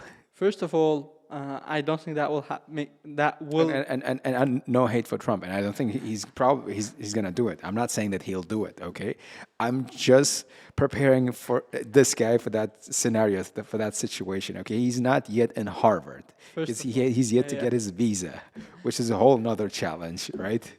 Not really a challenge for a Harvard admit. So the thing was visa and stuff. So look, first of all, I don't think that will happen because first of all, I won't be an immigrant in the United States. I will be an international student studying, and I did not get into Arizona State University. I'm not saying it's bad. It's just like I did not get into a low-tier university. I got into one of the best universities in the nation. And for example, with visa, I don't think there will be any problem because I've had conversations with top university admins. For example, I had one with Pharyngeus. Whether it was with Pharyngeus, Stanford admit or like a Yale admit, I think they told me is they got into the interview, they say hi, and they look at the university. Wow, it's like Stanford. How did you get in? Was it hard? And then they like press the stamp. Your visa is approved. They don't really ask anything else. Wow. So I don't think there will be any problem. That easy. Hopefully. Yeah. Because I have a full right. So in my opinion, why they reject applicants, right, from visa? They look at you. They look at the chances of you becoming illegal immigrant. So if you don't have a full right, there's really high chance that you will have to work illegally because like 20 hours is not enough for you to pay your tuition fee. And then when you start working illegally, there's also a high chance that you will drop out, you'll become an illegal immigrant, and the chain will continue. So they don't really like that and they don't really want that. So I think that's why they reject applicants from visa. And in my case, it's a full right. I won't have any problems in terms of finance. With the university I'm attending, I have my contract, meaning like tuition fee covered. I have my room covered. I have my board, meaning meals covered. I have my health insurance covered. I have also other money for like books and supply or like other personal expenses I may have. It's like a total of $60,000 for 4 years. So it's like no problem, I believe. And even if that happens, I'm ready to stay in Uzbekistan, and I'm ready to even if I even if I were to get rejected, a lot of my friends know it. I was ready to stay in Uzbekistan. I was ready to just like apply to a good university here. I believe there are amazing ways I could continue my career. I already have built some foundation here, right? There are many amazing ways I could like continue living here in Uzbekistan and build up my future. So I don't really have any fear of that. Right. And I really agree with you on, being able to build a really promising and meaningful life and future here in Uzbekistan without having to relocate, without having to move to another city, for education. Because I feel like if anything, there are more opportunities in Uzbekistan than there are in the U.S. because we are still a new nation. And There are so many untapped potential. Exactly. There's so many new markets that are yet to start, right? I always tell this. You can pioneer in so many different things, but when you go to the U.S., the market is saturated. The US does not need another Azbek. Uzbekistan needs Azbek. So it's like a lot of things has already that's a good been one. built, been done in the United States, but there's many untapped markets, as you just told us, in Uzbekistan, and there's many ways where one could build a really good career, really good life here. I heard a lot of tech companies are coming in and setting up shop in Tashkent in Central Asia, right? Is that true? Yeah, for example, I recently heard that Telegram is opening quarters in Kazakhstan. So I also know that in IT Park there are also really good companies who've opened quarters, and even if there's no quarter, you can work, you can freelance, right? So I believe that Uzbekistan right now is developing so fast that if you fall off the track, you will lose many opportunities. For example, in terms of, for example, like let's say IT. I have a lot of friends who does stuff related to IT. For example, one of my friends is involved in a startup named Speaklish. So they have AI that tests the speaking bands of like IELTS prep guys. And then they recently got $50,000 in funding from a hackathon, I believe. And for example, he's like a 17-year-old, and they are a team of like 5 guys. They are not 30 or 40. They're like 20, 21, 17, 17, one more. So 2 of my friends are in the team. So it's like they got $50,000. And if they use that money, leverage that money, I believe that their like startup will boost with the money that they have. And yeah, there are many opportunities. For example, I had those opportunities. I used those opportunities and made the Brad Debate one of the biggest nationwide projects in Uzbekistan. So it's like easily feasible, I say. Right. This is something I tell my brother. It came up in one of my conversations, one of our conversations, me and my brother, when we sat down to talk. I'm talking about my brother who studies computer science at Arizona State University in the U.S. Says whenever he's home for holidays, I ask him if he is planning to stay there or return home, right? And he was telling me it. In a way, it's actually dangerous to stay in the U.S. because of all the, crime and gun ownership and all the new legislation going on, and that it might be actually better to return home and try to build a career here because the region is more stable, right? And More safe. More safe, and there are so many more opportunities, right? Exactly. Yeah, this American dream people chase I don't think is no longer. It's already gone. Yeah, I it's believe gone. It's gone. gone. Now there's such thing as Uzbek dream, Yeah. right? And can you really build that dream here? I think yes. And some people might think it's just a justification for me to stay here in this country, but not really. Not really. Agree. It's really about the perspective, the way you look at things, and so one of the important mindset shifts I made when I had returned home. Everyone's telling me, well, you went to Westminster. Now look at you, you're just working simple teaching as an IELTS teacher, right? Not that big deal. I thought you'd be working at a bank, or I thought you'd be a government official. And I'm like, maybe there's some truth to what they're saying, but there's still a lot I can do with my life, right?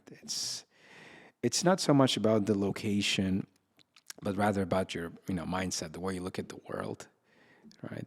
Because after all, what I tell myself, all those people, all those great places we dream of going, right? Silicon Valley, New York, they were built by people like us who just started with nothing more than a dream. And the quote is, green is always greener on the other side. But the actual thing is, green is green Grass is where green. you grass is green where you water it. Yeah, yep, so true. So people say grass is greener on the other side of the fence, but it's greener water it. where you water it. So well put. So well put. Yeah. Yeah. Right. So we talked quite a bit about Harvard. Do you have any personal hobbies and interests other than you did mention that you're not into entertainment?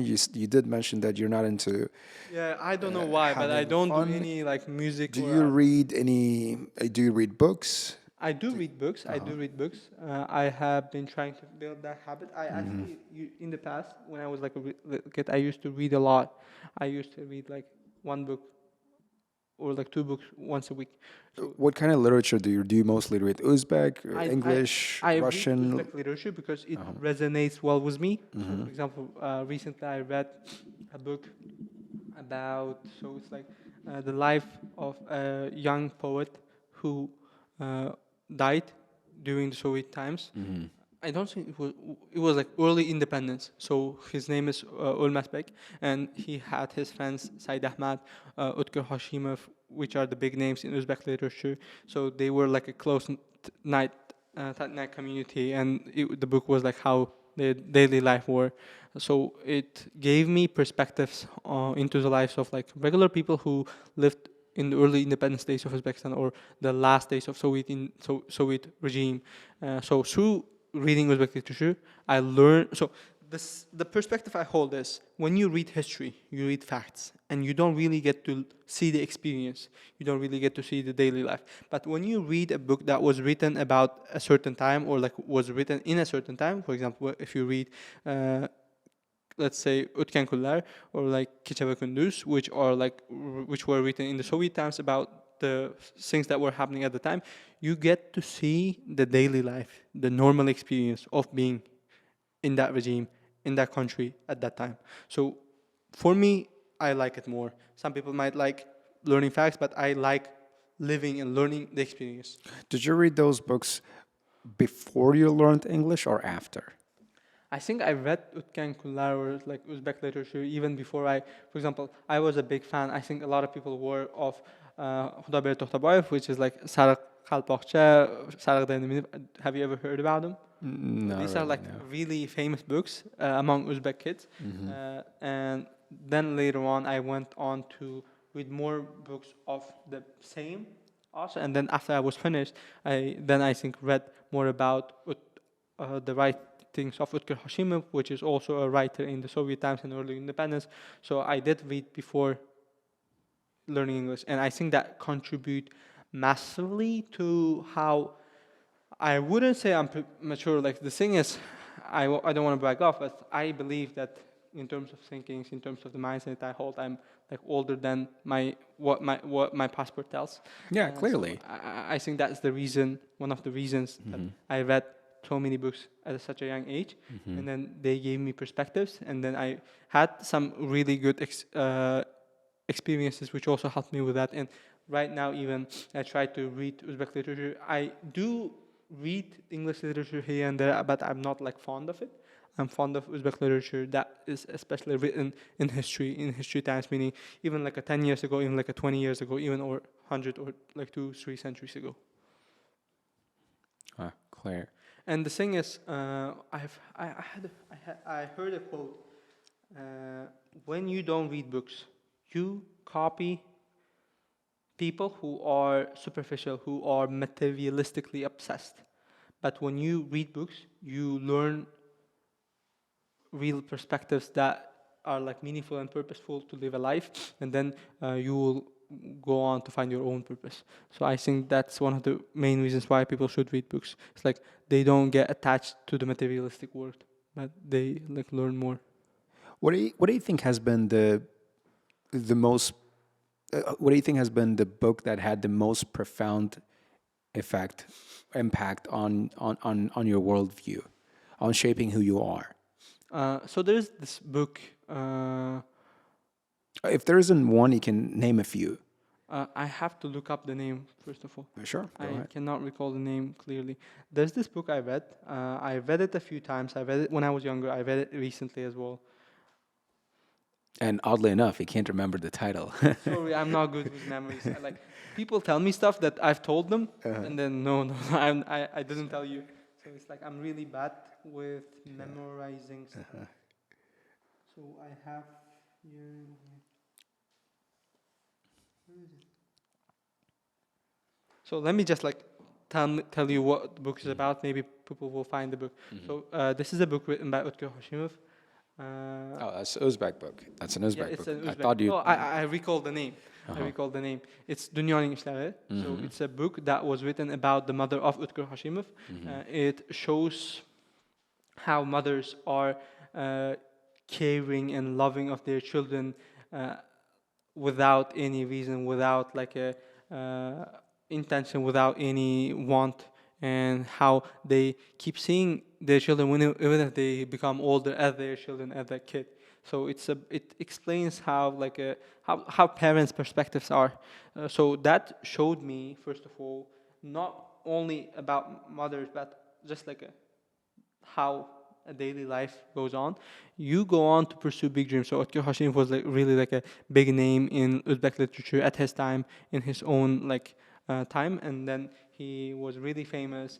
He went on to pursue his dreams, but still, he did at the end had times when he regretted stuff he didn't. For example, like thanking his mother at the right time, or like enough times. Or this is one of the many examples he regretted. Right? He might regret some other things as well. So what I've understood is, even if you experience normal life, or even if you experience, I would say, abnormal life, which is like the one he had, you will still regret many things. You will still regret many decisions you made, but that does not mean that you shouldn't pursue your dreams.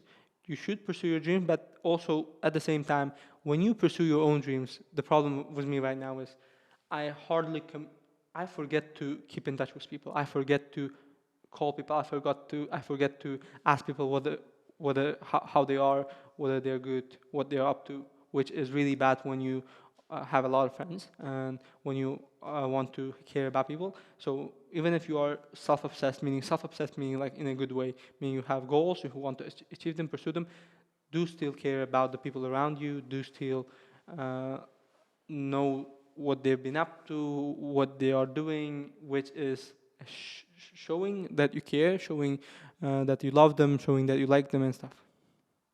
This is one of the many books that have impacted me. I don't think there's like one massive book. I think this is one of the major ones that have impacted me. And there are a few books which I cannot name. Even if I name, they would be like not useful for the audience because it's like so specific related. So it's like there are many other books, but I think this is one. If you know English, if you know Uzbek, if you can read Dünyanın İşleri by Utkur Hashimov. What a surprising pick. I would assume you would say something like Atomic Habits or No. right, So or these are like Meditations by Marcus Aurelius. But yeah, of all the self-help books out there, this guy picked something from Uzbek literature, which is quite surprising. You would not expect a guy who got into Harvard to mention an Uzbek book as his inspiration, as his motivation. I did read all those self-help books. I did read all of it, but I think that they are just like basically the same. At the end of the day, there's no trick, there's no secret. You just have to do the work. And you have to realize this. For example, like modern wisdom, the guy tells it. Planning the thing isn't doing the thing. Thinking about the thing isn't doing the thing. Telling people that you will do the thing isn't doing the thing. Only doing the thing is doing the thing. So do the thing, and that's the only productive tip that I have been able to use. I read all Atomic Habits, 7 Habits that made successful people, and books like that. Meditation is a really good book. I wouldn't call it self-help. It's more of like a reflection of Marcus Aurelius on his life and how he was able to achieve such a high level, I would say, and how he was able to keep up his standards to a high level. So I wouldn't call it like a self-help, but these Atomic Habits, 7 Habits that made, I think, like successful people and stuff. These books are really good. Read them, but at a certain point, you realize that they are all the same, and there's no tip, there's no secret in productivity.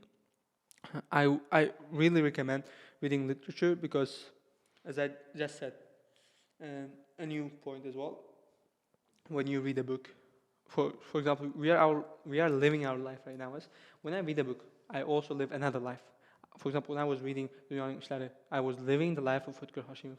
When I was reading, I'm reading a book named Kızım Mektuplar, which is the book of the author I told you, which is the book of the poet I told you who lived very short amount of time.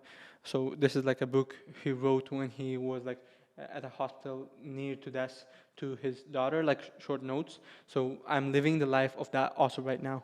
And when I read books, when I read literature especially, you live another life. So if you read 100 literature books, you are living 100 more lives, 100 more perspectives, 100 more ways of seeking life philosophies. So yeah, I more recommend reading literature than self-help. Self-help is useful, but at certain time, I think like you will realize that there's no secret. Yeah, right. Are you into watching podcasts, or you don't regularly do that? It's like I'm not really into anything. I'm not really into reading books. I'm not really into watching podcasts, but I do watch podcasts. I do read books. For example, I really like Megap podcast. This is like a podcast in Uzbek. So they just like Is that mega? Megap. So it's like What's up? what's up? What's up? Okay, What's like up? what's up? So it's like they take some famous people or like regular people. They get together. They really have like a chill conversation. They're like sitting, yo man, what's up? What you've been up to? What are the things you've been doing? They're like really chill. I really like the atmosphere and even the depth of the answers that the hosts and the interviewees have. And in terms of like other podcasts, I once in a time was a fan of Andrew Huberman, but the podcasts are too scientific, so I'm not really like a STEM guy. I wouldn't understand a lot of part of it. I watched also Modern Wisdom as well. For example, I was a fan of Alex Hormozy's podcast at a certain time. So I'm not really like into one podcast, but I do watch interviews. I do watch podcasts. I do also read, for example, books as I told, but I'm not like into it like a really bad like in an addictive way. Like I would say like do it regularly.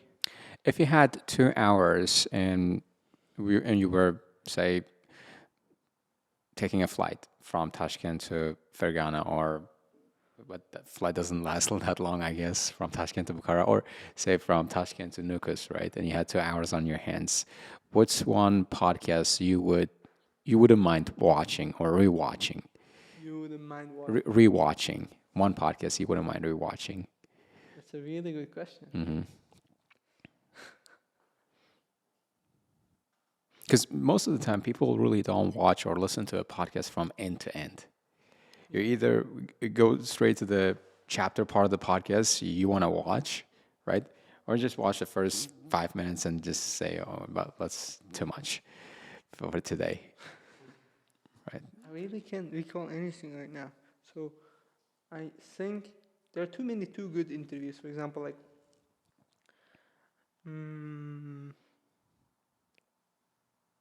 so I don't know. It's like I think it depends on what the person is up to. For example, if I'm up to admissions, there's this really good podcast named Inside the Yale Admissions Office, which is a podcast series by Yale admission officers where they kind of give you insight, like look into what admission officers think and stuff, certain things. For example, if you're up to admissions, listen to inside the Yale admissions office. If you're into self-help and stuff, modern wisdom, Andrew Huberman, they are one of the tips. If you are just into regular interviews, chill vibes, the Magap podcast, and there's really good podcasts I also like. There's this channel, Brujuber FM. It's actually like a radio channel, but they have also like interviews with a really good interviewer. I really liked the lady, how she asks questions. And for example, that podcast is also really good for education purposes. If you just like want to learn more about certain people, they like call famous people and they ask about their life. Yeah, like what you've been up to depend on that, I would say. Not really. I don't really believe in like one fits all sizes. I don't really believe like there's always one answer for one question. It always depends on the context you are coming from. Right, but there hasn't really been a podcast that was transformational, or that must have been, but I must have forgot it, because when you are into admissions, I'm telling you, you don't really do like side stuff. You might not have enough time for like listening to podcasts or like reading books. I don't think I read a book from cover to cover in one sitting ever, like in the past 5 months. I might have read one or two regarding my major because there was a purpose. Meaning I had to, like, I was doing a research or stuff. I had to learn a topic or like a sub-field. Then I read it. But if it's just for reading it, I don't think I did. So that's like when you're in like admissions, you won't have. But now I do have time. I am figuring out a few hobbies and stuff. I am finding ways to like more get hobbies, I would say.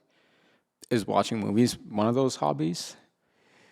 I'm not into watching movies. I'm into watching series. When I was preparing for IELTS, I was like really fan of, for example, Anne with an E, Young Sheldon.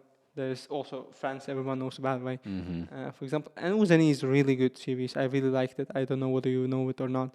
So there's this orphanage girl who gets adopted in, I think, Canada, countryside of Canada, where there's like a farm where they work, and then she meets other classmates, and then she goes on to university. It continues. So, for example, I used to watch that, and then I watched some other series in Uzbek or other language. I really like watching series more because it's like it's more. I would say like when you watch a movie, it's like done in 2 hours. When you watch a series, it's continuing, and you get like. So you prefer it if the content is more dense. Yes. And there is more material, there's more detail, I see. Yeah. there's more sophistication, right? So, yeah, right.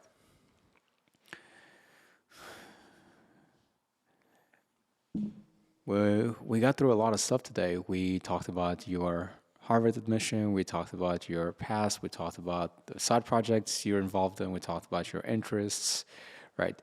To finish things off, usually here on this podcast, we talk a little bit of philosophy. We already had some philosophy early on, right? And there are, 3 questions I ask all guests I have on the podcast. And the first one is, what is your personal philosophy?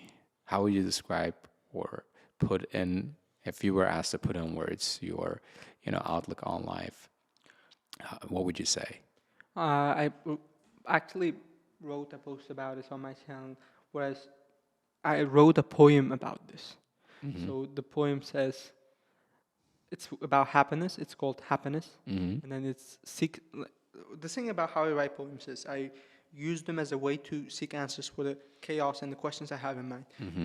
And my poetry and my poems are more of like a question based. So it was like, through the 17 years I've lived, I have not yet been able to be fully happy. There were cases where I was happy, there were cases when I was miserable, there were cases when I was sad, and then again happy. But what I've found through these 17 years is I'm happy when I face a challenge, when I find a way to solve it, when I solve the challenge, and when I move on to another challenge. So my philosophy right now in life is always embracing challenges and difficulties and problems, finding ways to solve them, solving them, and moving on to other challenges. Yeah, that's my life philosophy, I would say. So your happiness lies in solving problems and overcoming life's challenges. Not Yeah. only mine. I think like everybody's life is like Mm-hmm. life depends on challenges, and when you don't have challenges, you are not really busy. Mm-hmm. And when you're not busy, you are not happy, in my opinion. Yeah, that's how you see it. And what's one piece of advice you would want to tell you or you would want to give your younger self if you could talk to your 13, 14-year-old self? You're 17 now, right? You're still Yeah, pretty yeah. young. So, Yesterday, I had a good conversation with a mentor. mm-hmm. So I, the thing how I, for example, got into E47, how I started my volunteering. I first participated as a participant in the camp, and then after the camp was done, I asked them, "How can I join your team? Were there any volunteer positions?" They said, send your CVs, and we'll interview." After I was accepted, I was living in Fergana at the time, and then we would have, before going as a coordinator to the camp, we would have like 3 to 4 training sessions once a week. I came from Fergana to Tashkent just for the webinar. I would spend 4 hours going, 4 hours coming back, meaning 9, 10 hours on transportation. And I kept doing it because I really wanted badly. I really wanted to join the team. This was the first thing. And then after we were done with the camp, after I coordinated in the camp, and we were like the summer was done, and then I saw Instagram stories on one of the co-coordinators I worked with. They were walking around like a new library. It was yet being renovated. It was not yet in scene, and there was the guy who ruled, like managed us in the camp, and I was not there. Many of the people I was in the team were there. I reached out to them. I asked what was it. They told me that there's this new office opening in the Youth Affairs Agency, and they want us to be volunteers. And I like reached out. I need to be one of the volunteers. I want to be. Like I reached out. So and then through that, I joined the team. Through that, started Ibra Debate. So I would say, never stop putting yourself out there. Reach out to people. Reach out to opportunities. The mentor told me, ask, you shall be given. Exactly. I asked the volunteering opportunity. I asked my parents to let me live to Tashkent. I asked the guy, what are you guys doing there in the office? I joined the team. I, like, even if there was a lot of problems, even if there was a lot of persuasion with my parents, I had to come to Tashkent and go back 3 times in a row because I wanted the volunteer so badly. So this is one of the many cases. I would say to my younger self, never fear that people will judge you for reaching for help or asking for help. As we just said, ask, you shall be given. Asking is in your control. Being given is not in your control. So that's not your responsibility. Even if you don't get it, that's not your fault.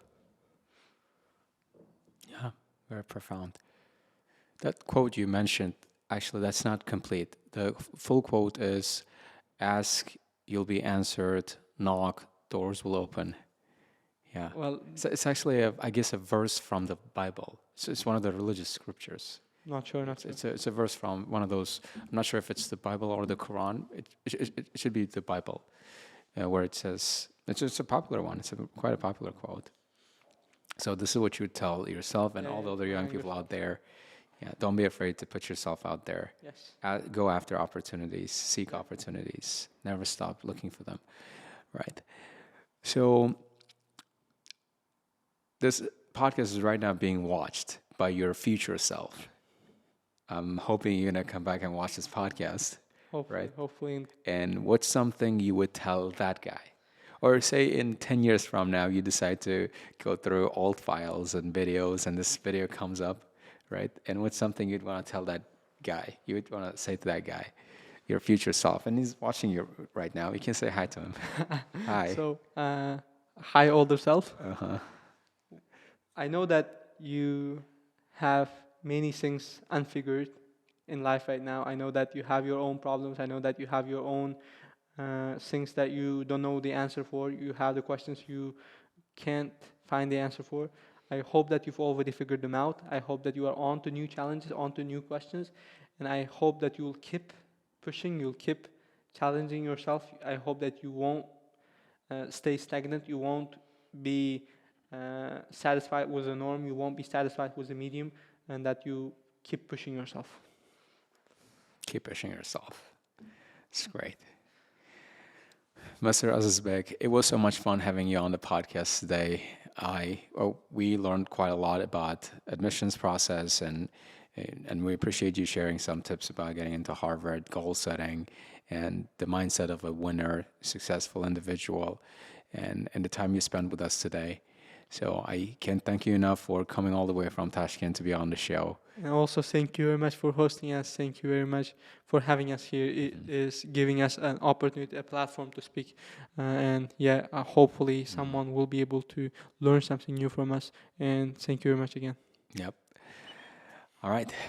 Guys, if you enjoyed today's podcast, you know what to do. Go on, hit the like button, subscribe to our channel, and leave your comments in the comment section below. I'll see you in the next one. Peace.